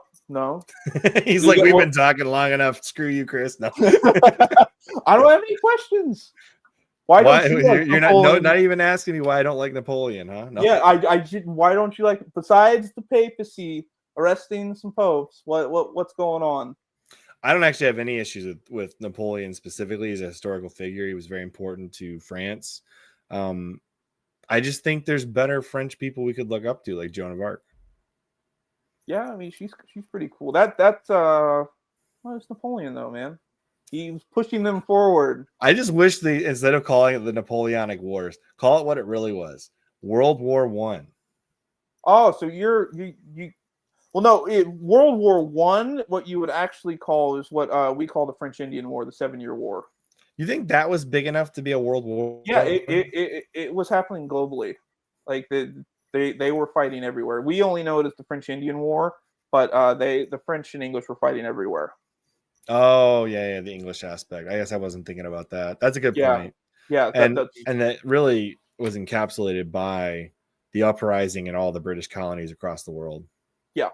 Yeah, it's that World War One. Okay, cool. We'll call the Napoleonic Wars 2, and then World War 1, 3, 2, 4, and then I like to consider, if we go with the normal standard, the Cold War is World War 3, because it really was. It just wasn't. There was just very little actual fighting. Yeah, besides the proxy wars going on everywhere, but I mean, information war, spies, everything. I mean, it was ideological enemies. The Cold War was a war with very little fighting. Yeah. And there still was. I mean, that's why we went to like Korea and all that for God knows what reason. Stop the Chinese, man. Yeah. There's so many things that I would love to get into, but we're already at 2 hours and 10 minutes. How do you feel about there being zero punishment for the Americans who funded Germany in World War II? What, like like Henry Ford, people like that? Yeah. Sure, go after them. Go ahead. No, but the reason why actually kind of makes sense. They wanted a powerful force in Europe to combat the Soviets. Yeah, I mean that's. People want to condemn all the rich people in America for funding Germany, and rightly so. They're not great people, but what they were trying to do made sense at the time. I mean, condemn the people who funded the Soviet Union from the United States as well. Yeah. Yeah. So like, do that. The money wars in the United States were on both sides. Yeah. They played both sides. Yeah, especially after the revolution of 1933 with the Federal Reserve. Yeah. Yeah. We don't need to talk about that. No. Jekyll Island. Your money's worthless, guys. But we won't talk about my great-great-grandfather that way. No, I'm just kidding. Just kidding. Yeah. Just kidding. All right, Taffy's got one last question for you. Who's your favorite Zoomer? Don't do that to me. Hey, Don't do that to me. I love it's all my Caleb's Zoomers. wedding. Just pick him. Yeah, the whitest man on earth, Caleb. You got to pick him just because it's his wedding. All right. Well, no, Jorian's wedding's coming up, and It's not yet Tony's. though. He's got a ways to It's go. soon, and then Anthony's already married. yeah, his what? It's Blessed Michael Poe. I remember that. That's his anniversary day. It's I remember that because I posted that. It's coming up. His anniversary's coming up. Don't make me pick the Zoomers. I love all my Zoomers. They've declared me spiritually Zoomer. Well, I have an out. My favorite Zoomer is my brother-in-law. Oh, that's good. I could have picked my brother. Dang it, that would have been easy. Yeah, you know, family's thicker than friends. Sorry. Yeah. That was a weird way to say it. Yeah, it will blood and water. Yeah, whatever. Doesn't matter. I don't know. I love the Zoomers. They're good. The Zoomers are they'll re-evangelize the world for us. Yeah. We will have Christendom with a Z. Uh-huh. All right. On that note, you guys, let me scroll back up here, see if I can find it again. Oh no, do we have it or not? Let's see. Hold the phone, guys. Hold the phone. I promise I'm only talking to take a couple more seconds out of your time, and then we'll be good. Where? Oh, here we go. Go to CatholicInc.biz or BlackMonkRosaries.com. That's us as you well. You will find the greatest thing since sliced bread, the rosary, on the Black Monk Rosaries or CatholicInc.biz. Thank you, Chris. It was a good time, and thank you for rescheduling with me too. That back injury was bad, man. It's dude, I prayed for you. I did. It was like 2 weeks out. I was with David, and he's like, "Hey, let's go get." It was a Saturday. He's like, "Let's go get some pho, relax," because I could sit in those chairs at that restaurant. Like, "Hey, we're gonna get the car wash, my car wash too." Like, okay. I was little like office recliners, and I got stuck. And there, there was the most random thing. It was a documentary on the 1936 Berlin Olympics, which relates back. I was like, "What am I doing here? I can't get up. I'm stuck. Please help me get up. I gotta go walk over there." Yeah, it was brutal, man. I couldn't walk for a solid 2 weeks. Jeez. I didn't go to mass for a month. I went to confession finally last Wednesday. Went to mass again, so I'm back on that. It was bad, man. Don't shrug that much weight for 10 to. It was like 450 for like 10 reps. Don't do that, especially without your belt on. Oof. Yeah. No thanks. Yeah, well, I mean, that's an impressive lift, though. So good for you. I definitely can't lift that much. I don't. That kept track just because I got hurt. Otherwise, I don't. Counting, man. Right. All I have to know is 59 beads for a rosary. And we're good. There you go. All right. Well, since y'all seem to enjoy Nick so much, we'll bring him back on again in the future. I'll have a solidified topic next time. Sounds good. And we'll talk history or whatever ends up making the most sense for us at the time. But I'm going to let Nick go and make some more rosaries for you all who are ordering them right now, waiting patiently for Nick to make your rosaries. So on that note, we'll see you guys on the next one. Bye, guys.